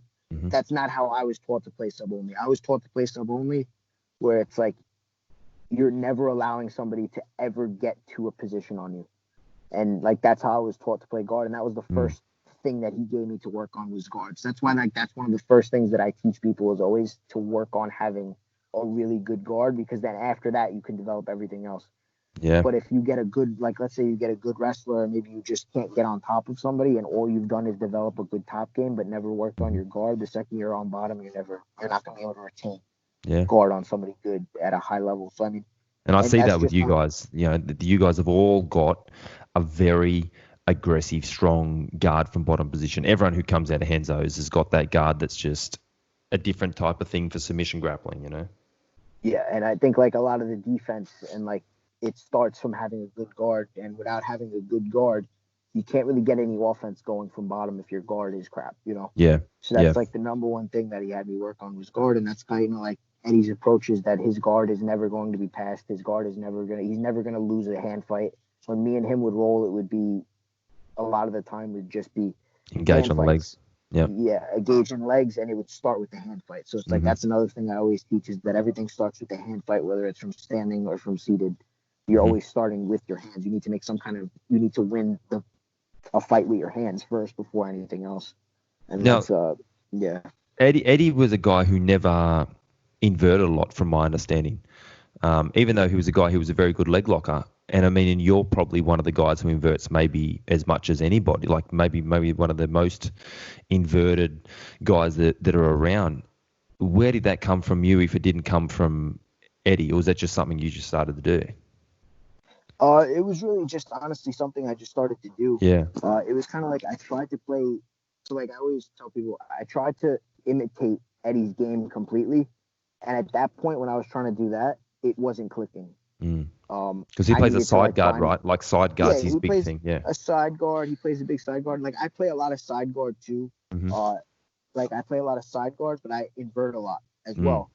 And a lot of my attacks come with inversions, and I'm trying to be upside down a lot of the time. And I always used it as a means of, well, when I invert, I found it easier for me to retain guard. When I invert, I found it easier to get underneath people instead of trying to elevate them over me. Eddie always took the approach of making grips. Getting guys over. Getting a wedge underneath people's hips and then elevating them over him. Where with me, it was like if I couldn't always get people elevated over me because whether it was size difference or whatever it was, but I could always find it to be a little bit easier to bring myself underneath them. Yeah. So that's kind of like where that approach came from for me was that, all right, I'm having a hard time in elevating people over me. Maybe I just need to go under them instead. And inverting was the best way to make that happen. And it was also helping with making my guard better and stuff like that. But yeah, no, Eddie was always very big on just staying in butterfly guard because it was like that was where he felt your elbows and your arms never come out of place. Like I said, he never allowed his body to come out of position. So if the elbows are ever more than 45 degrees away from the ribs, that means the arms are way too exposed. And sometimes he felt like inverting, you were just exposing too much. Where I learned to invert where I keep everything super tight so that I don't have to come out of position. So I'm inverting, staying in good position. So I'm not inverting and flailing my arms and my legs. Yeah. If you notice, I only invert if I have my knees to my chest and my elbows to my ribs and I still have almost like a side guard position, like the idea of a side guard while inverting upside down and stuff like that to be able to get attacks going, to be able to get underneath people. I mean, you're basically like a fucking Swiss ball. That's what I liken it to. It's like Rao's the same. Like, you know how, some guys invert and you just split straight through and, make their way through their guard. But, you guys, it's like trying to jump on top of the Swiss ball. There is no way around it. You're just going to bounce back off it, and then you can end up in a, that's that getting under people, and everything's just connected, and it's so good. Like, I think if we're talking reverse De La Riva, you and Jason Rao are probably two of the best players at that in submission grappling. Is that a guard that always, worked with you? Because the problem with reverse, it's not a problem, but, something around reverse De La Riva, Eddie liked butterfly because both feet are on the inside, so both feet have inside position. You're safe, they're not. Reverse De La Riva is like 1 in, 1 out, So what's, is that just something you have to be able to deal with? What's your thoughts around that particular guard? Because I think it's, obviously I've really gone down that path because of the teachings of Jason, but, you guys are just so good at that guard, and you make it work at the highest level. I think it was just it was really for me just the approach of getting myself underneath, and like you said with Eddie, it was just the approach of having 2 feet inside and being able to have square hips to always be able to elevate, and when the 2 feet are inside, you don't have that top leg exposed. With the reverse De La Riva, you always have that top leg exposed, kind of. So with me, it's always like I'm monitoring my top leg by making sure that my knee's to my chest, making sure that my knee's in front of the hip, and making sure that I'm always winning the hand fight with my free hand. It's just like a different approach. I feel like Jason also has like a very like underrated guard kind of. I feel like people don't really talk about his guard that much, but his guard is actually really good, and he's like one of the. I think he was playing reverse De La Riva even before I was playing it. He was he's been doing it for a while. From reverse. He's been doing that forever, and he's like, and he I know took the approach from like he used to watch a lot of like Rafa Mendes and stuff like that as did I, and like. I didn't realize that I was playing reverse De La Riva until I started to like I said, actually try to understand jiu-jitsu. A lot of it was just like by accident. I was kind of like in a Z guard, and I was kind of like in a Z guard and just like going upside down.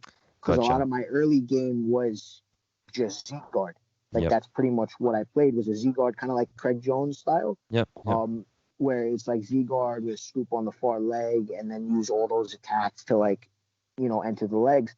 It just so happened that I would go upside down without controlling the far leg, and I didn't actually realize I was actually watching recently. I was watching matches that I had from like 2014 to 2017. I was like, oh shit, I was actually playing reverse De La Riva this whole time.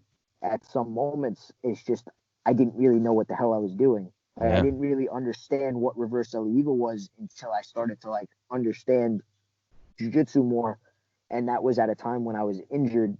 And I was watching a ton of like the Miaos, and I was watching a ton of Hafa, and I was just infatuated with this guard that I saw these guys using at a high level, and it was working effectively.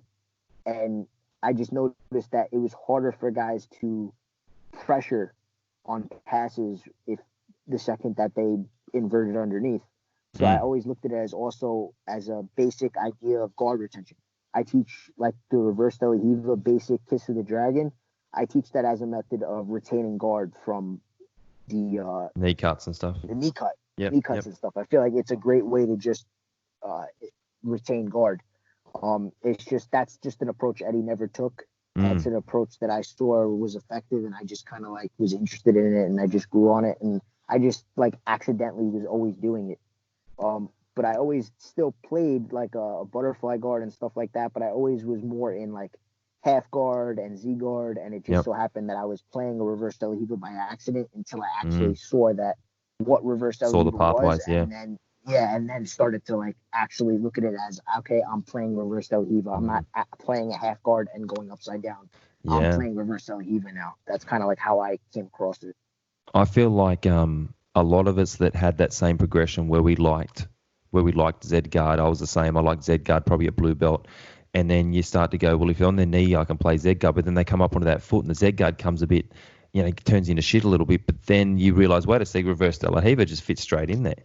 And I think once you understand how they plug together, it reverse De La Riva is, if we're talking guards for submission grappling, I mean, I think it has to be butterfly guard and then probably some variation of open guard, which would have to include, reverse De La Riva. I mean, you and Rao, for people that haven't experienced a really good reverse De La Riva with a good leg locker, by the time, you're underneath, your leg's now basically in trouble. So you better have very good late defenses because you're going to get put in a leg entanglement. I think people don't realize. Or if you manage to escape that, your back's going to be given. I think a lot of people haven't experienced a really sharp guard player in submission grappling. So a lot of them don't understand how good what you guys are doing is. And that's the hard thing. They haven't felt it because in their academies, a lot of people, there's guys who are, good enough in the gi, and their no gi is just their gi game without the gi on, and which is not very good. They haven't experienced, and it's hard. I wish somehow we could inject people with a fucking vaccine. Maybe they can do this before coronavirus vaccine. They can get a vaccine for where they can feel what it's like to have a legitimate submission grappler fucking attack you like a savage, because that just changed my idea on everything. It's different. I want to switch gears a bit. I find myself studying some of your stuff because your game is right down the alley of what I'm doing with Jason as well. And actually, I need to just rewatch tonight your EBI 15 run. And congrats on that. There was a few of the guys. I asked people. I asked if people had questions they wanted to ask, and one of the guys actually did ask me. He wanted to ask me. I don't know what his actual wording was. He's a black belt under my coach. His name's Paul, and Paul actually wanted to know. What did he want to know? He wanted to know about your EBI run, but he was wondering about your preparation for that EBI. That's what he wanted to ask, because he heard something like there was a late minute, last hour thing. Talk to us what happened there, because that EBI was this EBI, I think, is still the best thing that ever happened to submission grappling, as far as I'm concerned. It's a different thing to ADCC, and it's a travesty that it's not going.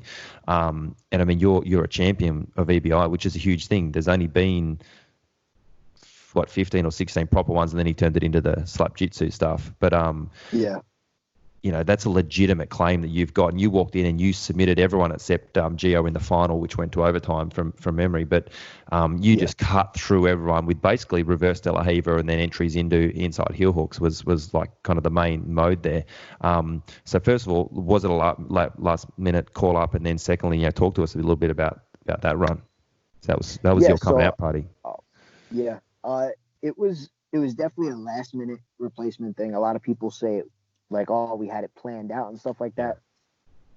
It was definitely not planned out. Definitely not on my end. Training for that. Because Eddie, just for people listening, Eddie Cummings was actually supposed to be in that tournament, correct? He was supposed to do it. So all of my training for that tournament was me training with Eddie for him to do the tournament. So I wasn't training to compete. I had just come off a shoulder injury. I hadn't trained really in 3-4 months. And then I was training with Eddie to basically just help him get ready, because this was at the time that he was not training in the city.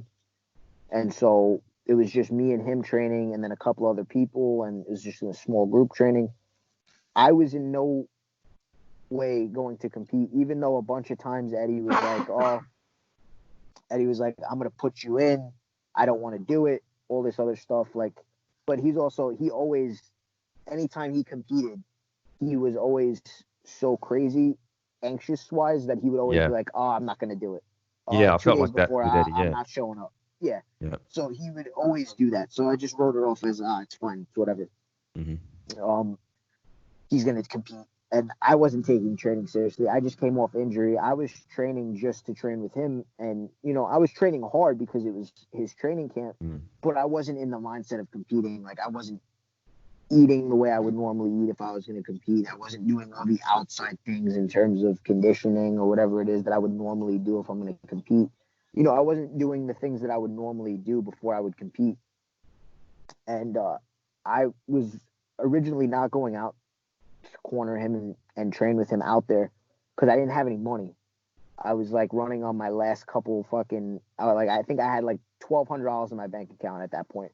I was really considering, like, before that EBI, I was considering just not attempting to grapple professionally anymore, because I had won all of the tournaments. I won finishers on it, Zapatero. Like, I won all these tournaments, but I wasn't getting a shot at EBI. And, you know, that was the thing that I was working towards. And it just didn't seem like it was going to happen anytime in the near future. And I couldn't live as a 23-year-old in New York, only having $1,200 in my bank account, making $200 a month, teaching 2 jiu-jitsu classes a week for $20. That money just paid for gas and food. So it was kind of like I took the money that I had and I flew out to California, and I did it just to be a training partner for him, because I knew he didn't have Gary, he didn't have Gordon, he didn't have John, he didn't have anybody to go out with him anymore. He didn't have coaching or training partners or people to just be there to help him get ready. And so I went out there. I was out there a week before, and I kind of just turned it into like, all right, this is probably going to be I thought of it as, all right, this is going to be my last jiu-jitsu trip. I'm going to go out there, have fun, train jiu-jitsu, experience EBI live in person, and I'm probably never going to compete in EBI ever. And then it just happened like 2 days before the EBI, and he was supposed to be out there, and he just didn't show up. So let me get this right. You spent your last lot of money to get over there, and then you're waiting there, and then he didn't come. He didn't show up. Oh no. So he was like, sorry, I missed my flight. I'm gonna fly in the next morning. So then, all right, I'm like, all right, he's a psycho. I could see that. All right, whatever, fine. So then he misses the flight again the next morning. I'm like, are you just not showing up? He's like, oh, I'm just really not feeling good. I have a flu. I don't even know if I can get on the plane. I'll let you know. Fuck. So then it's like 24 hours before. Then it's like the night before. I'm sorry. This is maybe 48 hours before, 2 days before that night. The morning of that, he was supposed to fly out in the morning after missing his flight the night before. That night, he texted me, all right, here's the deal. I don't know if I'm going to compete. I'm probably not going to do it. If I can get you in, I'm not going to do it because I'm sick. That's basically what he told me. I'm sick. I can't get on a plane. If I can get you in, then I'm 100% not flying out. That's basically what he did. If I can't get you into the EBI, then I'm just not going to bother. Like, if I can't get you in, then I might fly out, I might not, I might compete, I might not. But if I can get you in, I'm definitely not flying out. I'm sick. I can't do it. Man, that's got to be exciting for you, doesn't it? It was, but at the same time, I had a panic attack. I was walking on the Venice Beach boardwalk, and I had a panic attack because I'm like, like a legit. Are we talking legit panic attack or like just freaking out? Legit panic attack. I was just like freaking out. I was like, no, you have to come. I can't do it. You have to come. I can't win. I'm not ready to do this. I can't do it. What are you doing? Are you by yourself? I'm with one of my friends. You might have saw him. He trained with us. The tall, skinny, goofy looking kid. Yeah, that's a nice way to describe someone too. I like that. That's good. He's my best friend, so I'm allowed to call him Goofy. No, what's I forget his name because I remember he cornered you for that. Chris, yeah. I want to say it's like DeLuca. No, what's his surname? Pagliuca. Yeah. Pagliuca. Yeah. There we go. Really there we go. Yeah. Italian. Yeah. Yeah. So this was 24 hours before the weigh-in. That morning, the day before, I got up super early because I was panicking. The night before, I was told in 24 hours I might have to step in and do the EBI because Eddie, and there was big names on there. Like, so this is something you'd wanted to do. There was, man, like when you go back through there, like obviously Gio Martina was in there, but there was heaps of well-established guys were in that tournament. Yeah. And they already released the brackets, and it was like they put a lot of people didn't realize, but like a lot of the guys that have been doing all the sub-only tournaments on the East Coast, like the biggest names that you can get, were on the side that they put Eddie on. So the side that they put Eddie on had Junie, Mike Davila, John Battle. Junie wasn't going by Junie at that stage. He was still like he looked like a nerdy. Yeah. What was he going? Yeah. He wasn't going. Edwin. Yeah. He became Junie with the hair and. Then he became Junie with the hair. Yeah. So like a lot of people were like, the people who watched all the local EBI rules tournaments, like finishes and stuff like that, they knew that was the heavy side. That was the heavy side of the bracket. And then on the other side of the bracket, you had some tough guys. You had like Ashley Williams and those guys, but they weren't genuinely at the time known for being like sub-only EBI rules guys. Yeah. So do you think Eddie stacked it that way for Gio? Is that what happened? I don't know, but I definitely saw it as they put the like Ashley Williams. You see, improved a lot now. He's a lot better. Yeah, he's good. He's good. Yeah. But from what I saw, he like on that side wasn't really the dangerous in terms of submissions on that side.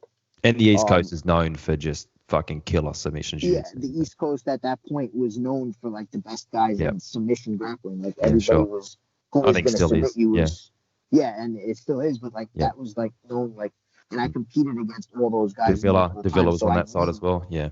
Yeah, and like I knew how good these guys were, so it was like that bugged me out too. It was like, oh shit, I got this really tough side of the bracket, and I haven't really been training to compete. I've been training, so it's not like I'll say that I haven't been training. But that whole week, I went out to California the week before because I was like, you know what, Eddie, he knew I didn't have any money, so he gave me a hotel. He's like, if you're going to fly out to help me out, I'll get you a hotel room. So he gave me a hotel room.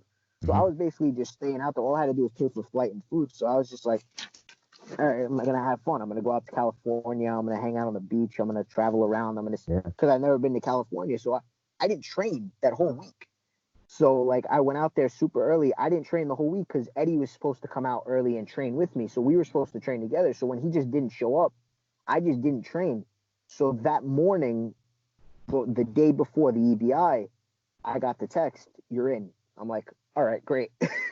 So it was like roughly 24 hours before. Were you on weight? Like, yeah, because I never really walk around too heavy, and I was training, so like it wasn't like if I was off weight, I think I had to cut like 2 pounds or something like that. I mean, you looked in good shape. Like you didn't look out of shape. Like yeah, I wasn't like out of shape. Yeah. So it wasn't like an issue of being in shape or being overweight or anything like that. Like I was in shape, but I wasn't like in the mindset of like, all right, I'm going out to this place to compete. Do you think that's maybe a good thing? But like, you know how, like I know that I would do a lot of head miles coming up to someone. I'd be like, fuck this guy's now. I'm going to think about this. I'm going to think about maybe just going out there the week before and then next thing you're on. Like maybe that's a good thing. Yeah.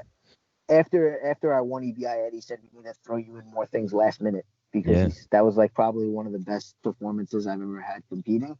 And it was really, I didn't feel any like I felt stressed because like it was like, but the stress came from is like, I remember before I went to go to the venue to like, we did the weigh-ins in the morning and like, I was fine. I was good. I was like, you know, whatever, I'm going to weigh in. And like, I just really wasn't stressing it. And then I was like sitting in the bathroom, like what I usually do is I weigh in, I eat, and then I fall asleep, and I sleep until I'm ready to leave to go compete. That's what I usually do. I got up and I went into the bathroom and I sat in the bathroom for like an hour. And I'm just thinking to myself, I'm like, can I really win this freaking thing? Like I'm going into this like I want to win, but can I actually win? And it's just like my brain hit like a mental block where I was just like, I don't even know how I'm gonna win. Like you were second guessing yourself. Like I was second guessing myself. I was just like, I don't even know how I'm gonna pull this off. I'm just like, I don't know how I'm gonna do it. I'm like in my head, I told myself I'm gonna win because you never want to tell yourself you're gonna lose. You don't want to go. I never went into a competition saying I'm going to lose. I told myself I'm gonna win, but it was just like how am I gonna win? I'm just like I don't even know how. Like I was just like I don't know how I'm gonna win.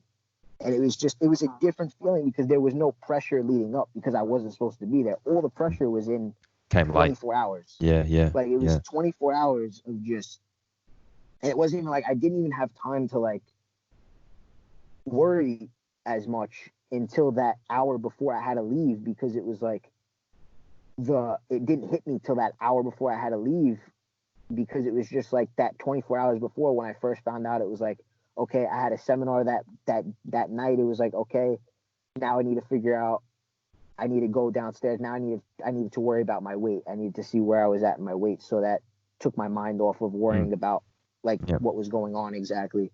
It wasn't final until right at the end. Yeah, exactly. And then I had to worry about teaching my seminar that night. So then I had to figure out what I was going to teach. I had to worry about getting at least a couple rounds in just to break my wind, because, you know, if you haven't broken any wind in a week, and you don't want it to be the first thing that happens when you go out there. So it was like I had to get a couple rounds in, and then it like didn't really. And then it was like, all right, now I need to make sure to eat a good dinner, and then I need to make sure to get to sleep early. So that's like, that was that 24 hours.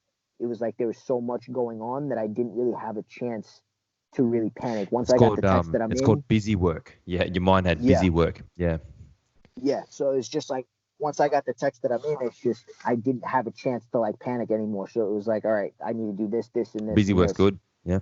Yeah. So it kept me busy. It was just that hour before I had to leave, where I was just sitting in the bathroom, and I just wanted to cry, because I was like, I know I'm going to win. I know I'm going to win. Yep.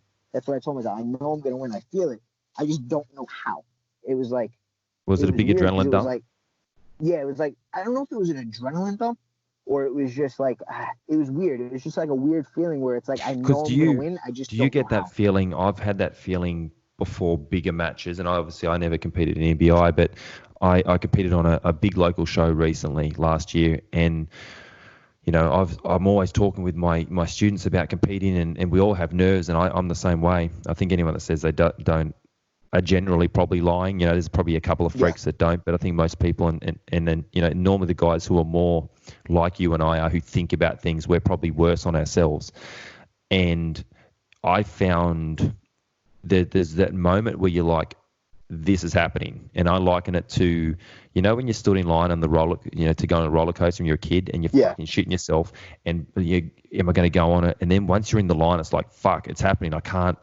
You know, you get bolted in. You're like, okay, this, and is that like you were having that feeling? That was the exact feeling that I was having from the second, like I said, that hour up until the first match.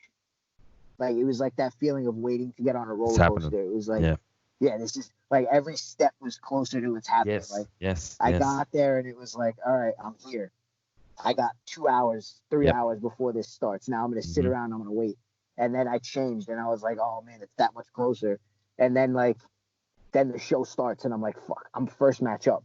This is really happening. I went and I found a small little area to sit and like panic cry, I guess, and scream and listen to music and like just get myself ready to go. And then it was just like this weird feeling of everything turned off once they told me, all right, it's time to go. Yeah. And then I stepped up on the stage, and it was just like, best feeling ever. It was the best feeling ever, because it was just like it was an outer body experience, kind of, almost. It was like, once I was on the mat, it was like all doubt and second guessing went away, and it's just like my body just reacted, and I just didn't even need to think about it. Yep. And every time I've had that happen to me, I've had the best performances. Yep. Is when my mind just kind of like turns off to the outside world, and is only like, it's like I didn't even know that there were people in the room. If you would have asked me who was sitting in the front row during that whole tournament, I wouldn't have been able to tell you. You were fucking dialed in, it sounds like. It was weird. It was just like the whole time I'm panicking. I don't know what's going on. Like the whole time I'm thinking in my head, like, if I just open this garage door and run to the airport, I could get home and nobody would even see me. Yep. Nobody even see me leave. It's like, it's just like that feeling up until the moment that I stepped up on the stage, and then for some reason all that just disappeared. And that's like one of the reasons why I love competing so much, is because competing is probably the only time ever, like, when I'm 100% dialed in and like really like in the moment and able to like really concentrate. It's the only time in my life that I find myself not thinking about anything, and it's but what's going on, and it's the best feeling in the world for me. That's like one of the reasons why I enjoy competing so much. I haven't been able to get that feeling in a while, because there's so many. Once I won EBI, there was so many outside things going on with drama with this one and that one. It's like it took away from me being able to, where like now it's like I'm competing and there's drama behind if I'm going to win or lose, or there's always, you know, always thinking of outside things. It's like that EBI, same with like finishers, like it's just for some reason everything else in the world turned off, and it was like the best feeling in the world, and I was able to just go compete without any second thoughts, or like it was honestly the best thing in the world. Was that, like, better than even winning the tournament was the fact that I was able to be in a place where nothing else really mattered, And that's kind of like I said, that's like the number one thing that I love about competing all the time. It's like you said with the roller coaster, it's like you build it up in your head as this crazy thing, and like it scares you and all this other crap. And then it's like, and then every time I've ever competed afterwards, I'm like, man, that was a lot of fun. Like, do it again. I built it up in my head, like, let's do it again. And after like that first match, I was like, I turned to my friend though, I was like, I'm gonna win this tournament. Fuck yeah. I'm gonna win. I was just like, I'm gonna win. And it's just like not a single second thought came in my head. And that's why it's like when I'm like that, that's the best time in my life right there.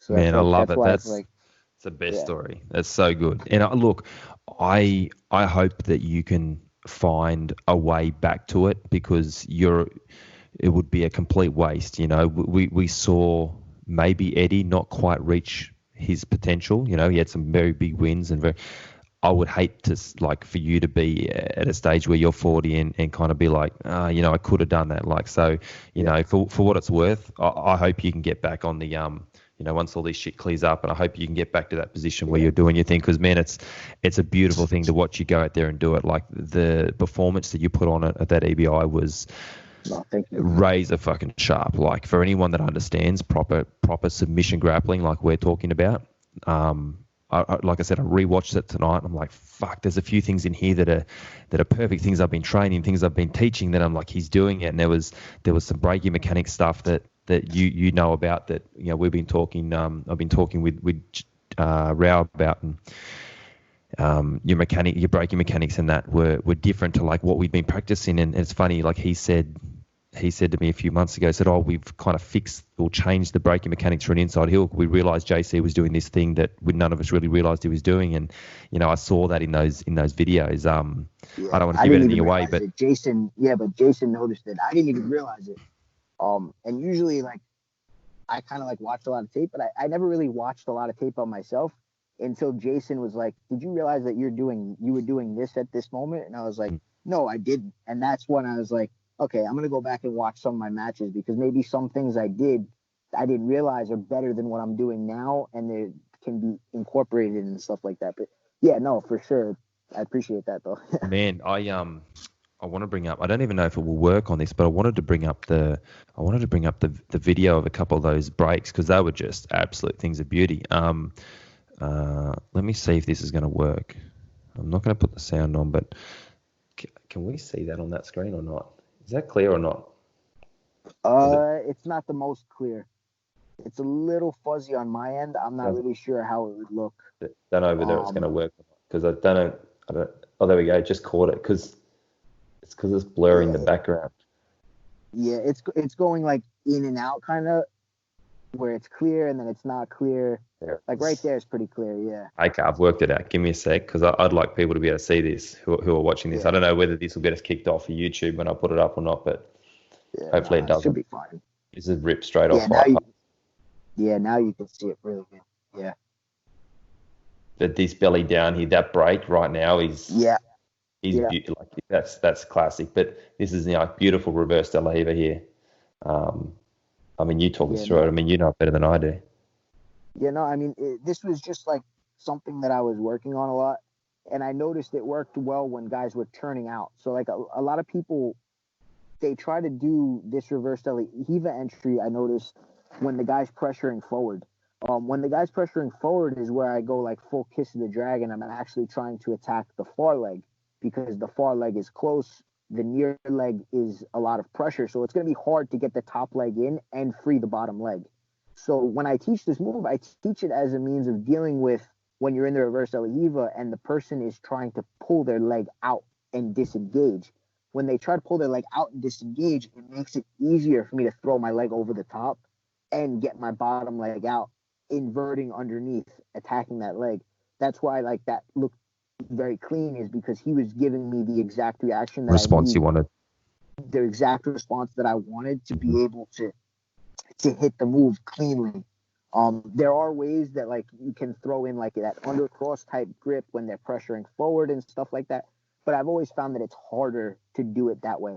Whereas when they're pressuring forward, attacking the far leg, if they're trying to extract the leg and turn away, it's where that near leg attack comes in like the best. And that's why I think like that entry, like it looked as clean as it did because he gave me the exact response that I needed to like hit it properly. Man, it was it's basically like a near side Imanari. It's a forward pummel, right, or front pummel. Forward pummel, front pummel. What terminology do you like to use there? Maybe like a forward pummel. Yeah, I'd probably say. Yeah, but it's a near side Imanari off the reverse de la Riva. Yeah. Yeah, it's just attacking the near side leg. Yeah. Yep. As opposed to the far leg. Yeah. It was beautiful, and then I'm going to bring up another one because I think the other one was beautiful too. I mean, you've obviously seen these before, but I think this is good for people that are watching. This was De Villa. Yes. So De Villa, for people who don't know, Marcelo Garcia product. I actually want to say, he might have even trained at Henzo's in the beginning, didn't he, De Villa? Yeah. Me and Mike used to train a lot together. He was a Henzo guy, and there was all the issues with when he did the first EBI that he did, and then he ended up leaving. But no, Mike I knew was always very good. I used to train with Mike all the time. Mike was like one of the guys that was like he was one of the top level guys in the room and stuff like that. And it's actually funny is that this finish that I hit here, it looked like you popped it. Like the break was probably I feel bad. Mike's super cool guy. Mm-hmm. That break was the worst break that I ever had in competition, in terms of the way it felt. And it wasn't intentional. It was just like my braking mechanics were really my braking mechanics were really on point, and we know, and Jason knows, we figured out why, like what I was doing. Let's not tell people that. But here that grip break, it kind of like I don't know how I did it. It was kind of like one of those things where, remember when I told you like my brain just turned off and it was just like going. Yeah. That grip break was actually like an accident. I kind of like figured it out on the spot. Really? Because I just rewatched that about 5 times, and I went. Yeah. I said I actually texted that video to Jay Rao and said, why haven't we been doing this? It's an overwrap on that secondary, and you were grabbing back on the primary. You just came up with that on the spot? Yeah, it was kind of like, it was something I don't think I ever tried it in training before. Wow. It was just kind of like, I was thinking, I just remember being in the match, and it was just like, I remember his feet were together, but they weren't crossed. So in my head, I was thinking, how can I separate his feet without losing control of the second leg? Mm-hmm. And for some reason in my brain, it just registered as reach over with my far arm to the far leg, and the legs will just split in half. And that's exactly what happened. As I came up, I put pressure. By heisting on top, I controlled his hip so he wasn't able to roll through. By reaching over with my far arm, I was able to create like kind of like a crowbar motion where I was able to wedge his 2 feet being prayer feeded together as opposed to cross. I was able to wedge them apart enough to get space to where my arm that was my attacking arm, the heel hook arm, was going to be able to get between, and I was going to be able to, as his feet were booted, I would be able to catch the toes to draw my elbow back and be able like to catch a stinger, the heel hook. Yeah. And that's kind of like where that just kind of like, it's crazy. Like, I honestly never drilled it before. It just kind of like came up on the spot. And like, that's why I really try to tell people, it's like, you have to force yourself to problem solve in training, because sometimes you just got to come up with something randomly. And, that's why I feel like that's quite impressive.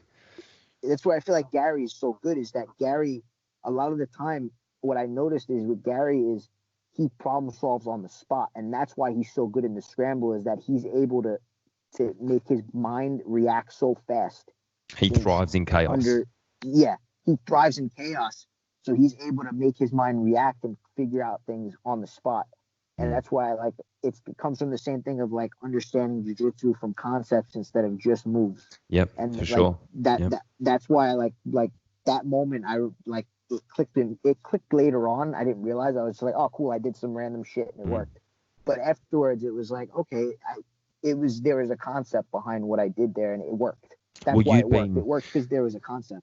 You'd been coached on the concept of the release problem, basically. Like Danaher talks about it all the time. Like, obviously before no one knew what that was, but John talks about it a lot now. And you knew that if I release that secondary, I'm chasing a single leg. It's nearly impossible to, against anyone good, we know it's nearly impossible to hit a single leg inside heel hook nowadays. I'm sure Davila would have turned out of that otherwise. You would have caught him on the roll, but it would have been hard. And I knew how good he was at hiding his heel because we had a match once before, and I couldn't tap him in regulation. I submitted him in overtime with a rear naked choke, and I knew that if I got in, because that first match we had, I couldn't even get in on him. And then a year later, I got in. I was like, all right, I got in. Don't let go of the secondary. I know how good he is at slipping the heel. If I let go of the second leg, he's gonna get out, and I don't know if I'm gonna be able to get in again.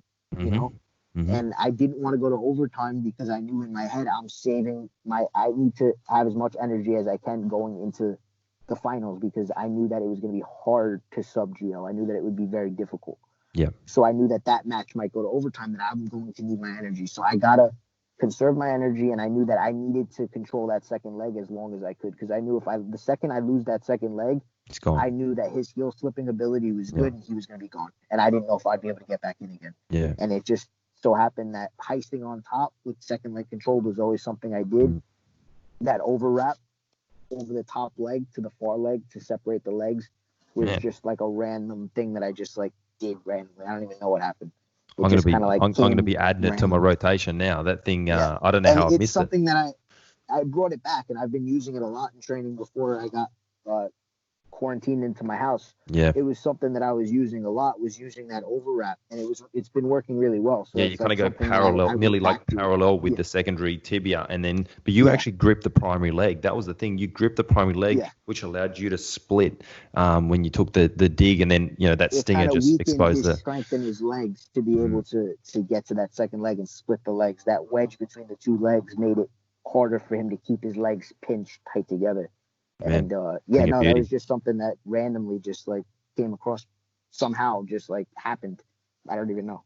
Well, fucking congrats, because that's nice. I just picked that up. I'm gonna have to go back and find a bunch of your old matches and find out some more secrets that I've been missing. Hey, that's a tip for people. Look, I don't want to hold you up all day, JC. I know you've got up. I got you, but thanks again for talking to us. It's no, of course, no, thank you. What is it over here? It's about midnight. I think I had a couple of coffees before I got started, but I wanted to talk to you about Jason Rao, because I still feel like he's a hidden gem in submission grappling.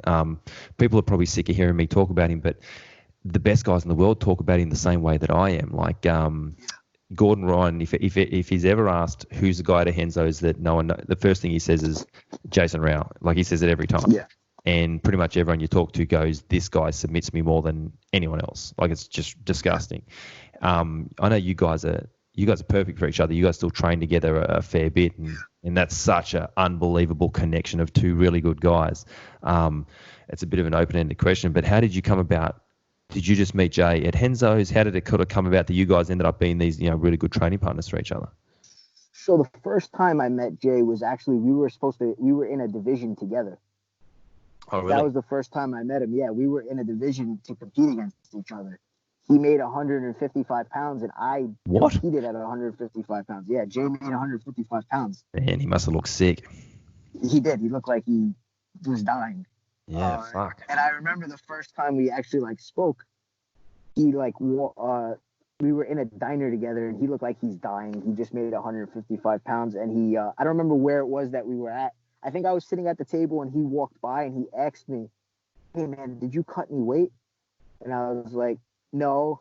And then he was like, "Oh man," and then he's like, "Good luck today," or something. I don't remember exactly, but I remember he asked me if I cut any weight, because he looked like he was dying. He cut a lot of weight. He told me. For those that don't know, Jay Rao's nowadays he's as the Americans would say, he's thick with C's, like extra C's on the end. I mean, Jay's like in Australian and the normal world, he's probably like 85 kilos. For American, that's probably like, what are you guys measuring in nowadays? Pounds, isn't it? It's very like he's like 185 pounds? 190. Between 190 and 95, maybe. Yeah, he's thick. So he's a little thick right now. He's not a 55er. No, and he made 55. So that's the first time we met. Yeah. And then after that, we trained at Henzo's, and I remember I was like, nobody was really beating me up besides like Gary, Gordon, Eddie, like, because those are the best guys in the room. Mm-hmm. And Jason, I trained with him, and he beat me up. And I was just like, what the fuck should happen? Like, I was like, what the fuck? What? I was like confused. I was like, what just happened? Yeah. And then we didn't train again until years later. But that was the first time I trained with Jay.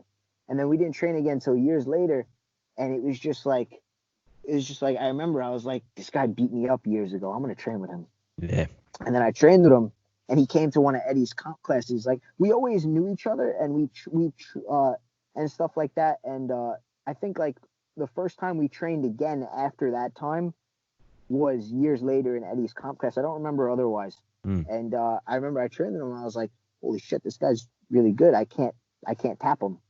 I was like, and I'm like, it's, usually I tap people. I'm like, I can't tap this guy. He's really freaking good. And then we just started to like build a friendship. Like, he started to come more often to Henzo, Brooklyn to train with Eddie. I started to go to like Henzo Bayside, and he would be there. And then we just started training more consistently together. And I was like, man, this guy's really good. Like, like, I can't do anything to him. Like, maybe I can get some offense going, but like, I can't tap him. And it's like, what the fucking hell's going impossible. on? He's so hard to submit.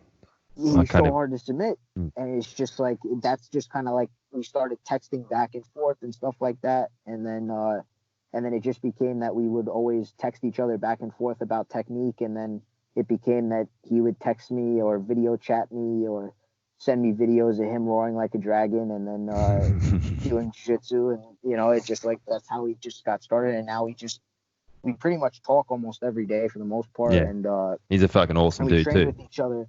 You know, we train with each other like at least twice a week now. Like, before the trials, he basically like let me train at Sarah's every single day, all day. So I like how I used to spend my time at Henzo's in the city. I spent for 2 months getting ready for the West Coast trials at Sarah's and stuff like that. And he's got a lot of people don't really realize good training. How good it is there, right? Like, the guys are good. No, Sarah's is actually the guys are good. Sarah's guys are good. Like, Sarah's, the guys are really good. Like, it's like, I don't want to say like, I don't want to like, don't get me wrong, the training at Henzo's is good. Yeah. But outside of like the core guys, it starts to the level, you know, the level lowers a little bit outside of the core guys from when I was there. When I'm at Sarah's and I train with Sarah's, it's a room full of brown and black belts. It's a room full of guys that have been training for years. It's a room full of guys with a lot of experience. You're going to get a tough roll if you roll with at least half the room, and it's a big room. Half that room is black belts, brown and black belts. So you're going to get a good round in probably no matter what. So I got some of the best training I got when I went to Sarah's, and I was doing my camp at Sarah's. And I do try to, now my teaching schedule is a little bit more hectic because I've been trying to get like being an adult in order, like actually making a little bit of money. So like I got a little bit more of a teaching schedule. That's at Bayside, like, right? You're teaching at Bayside? Yeah. No, I'm teaching at the Henzo Brooklyn Academy. Sorry, the Brooklyn Academy. Yeah. Yep. Yeah. So but I do, like, before I compete, I plan on doing my camps at Sarah's. Like, I plan on making sure that I'm there a couple times a week to make sure that I train with Jason, but to also make sure that I train with like all the other tough guys that are there that people don't even know. Like, there's a lot just of like the Tuesday night class is fantastic. Yeah, the Tuesday night class, you're going to roll with guys that either fight in the UFC or you're going to roll with guys that are high-level black belts that just don't compete. Yes. Or they competed in the past and don't compete anymore. You know, like, it's always good training there. So, I mean, that's probably one of my favorite places to train, especially when I'm getting ready.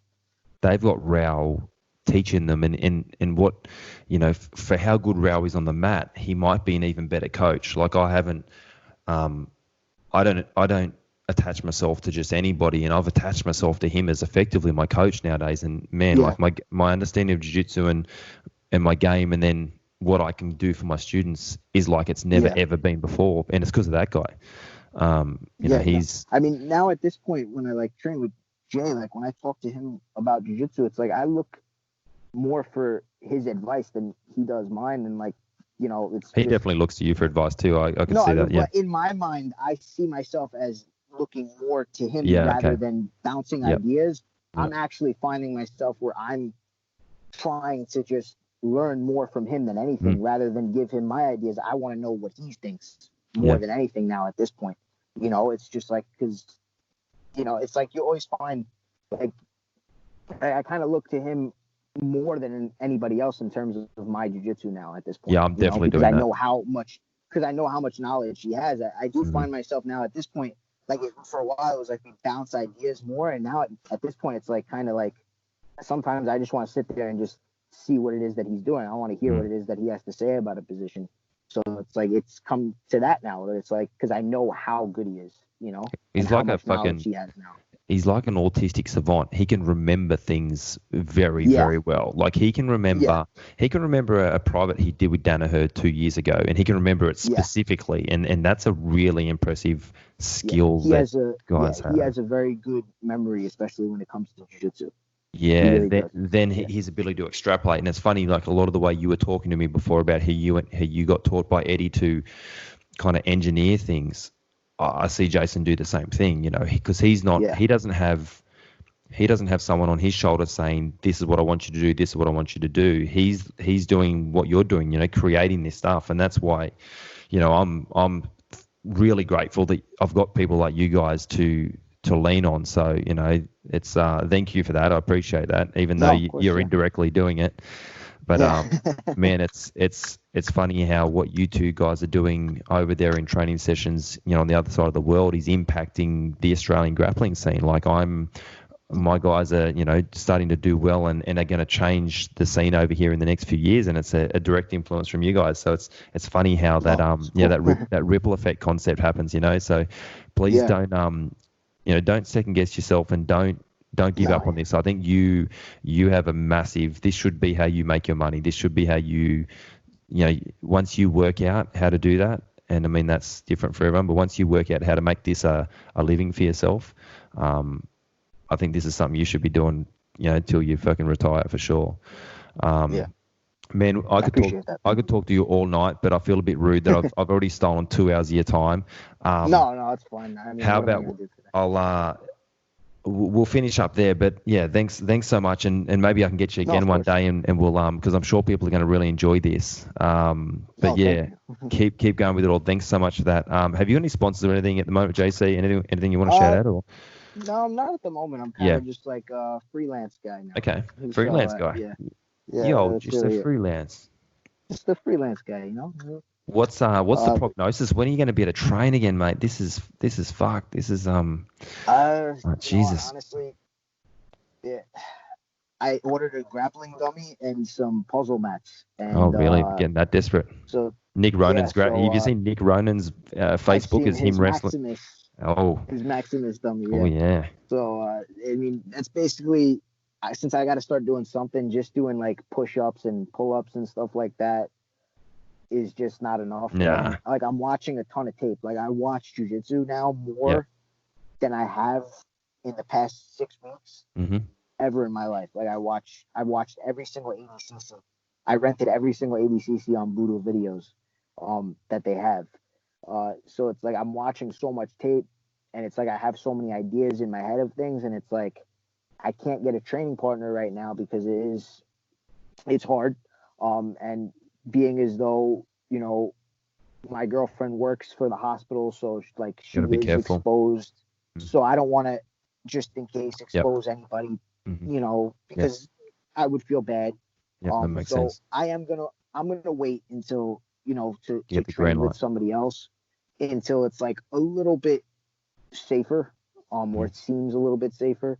But I got my grappling dummy coming in. I'm gonna set up some mats in my grandmother's garage that doesn't live too far away from where I am now, and do whatever it is that I can, even if it's just getting some reps of just drilling some passing sequences, some grip breaking sequences, just doing something. I feel like jiu-jitsu is a lot of technique, and a lot of technique comes from just thinking, and I do think that just thinking of ideas and keeping your brain thinking of jiu-jitsu, I try to keep telling myself that that's the same as training, being as though I can't train right now.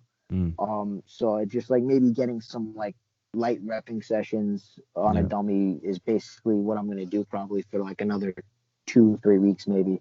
Hopefully after that it would be a little bit easier to train without having to worry too much, but that's the plan.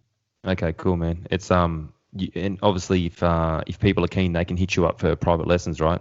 You're Yeah, doing that no, sort if of stuff. people want to do, yeah, I'm Yeah. doing private lessons, and like once I have the mat set up, it'll be easier for me to do like private like Skype lessons if Mm-hmm. that's like easier for people, and Well, anyone listening, you I know, would yeah. 100% recommend they hit you up and try to No, do thank that, you. because Yeah, it's a if they care about their jiu-jitsu, it would be a good investment in their time and with their money. I All right. appreciate that. All right, man. Well, I'm going to let you go. You go and enjoy No, the rest of thank. your day. It looks like a lovely rainy day over there in Brooklyn today. Yeah, no, it's raining for like the past 3 weeks. Lovely. Just suits the Yeah, mood, doesn't it? Over yeah, here, it's makes it even beautiful. better. It's beautiful autumn at the moment. It's actually been fucking awesome Uh, over here. Hey, you're going to have to oh, that's come to, great. maybe, you know what we need to do? Once all this Yeah, shit clears out, we'll bring you to Australia. yeah, no, I'd love that.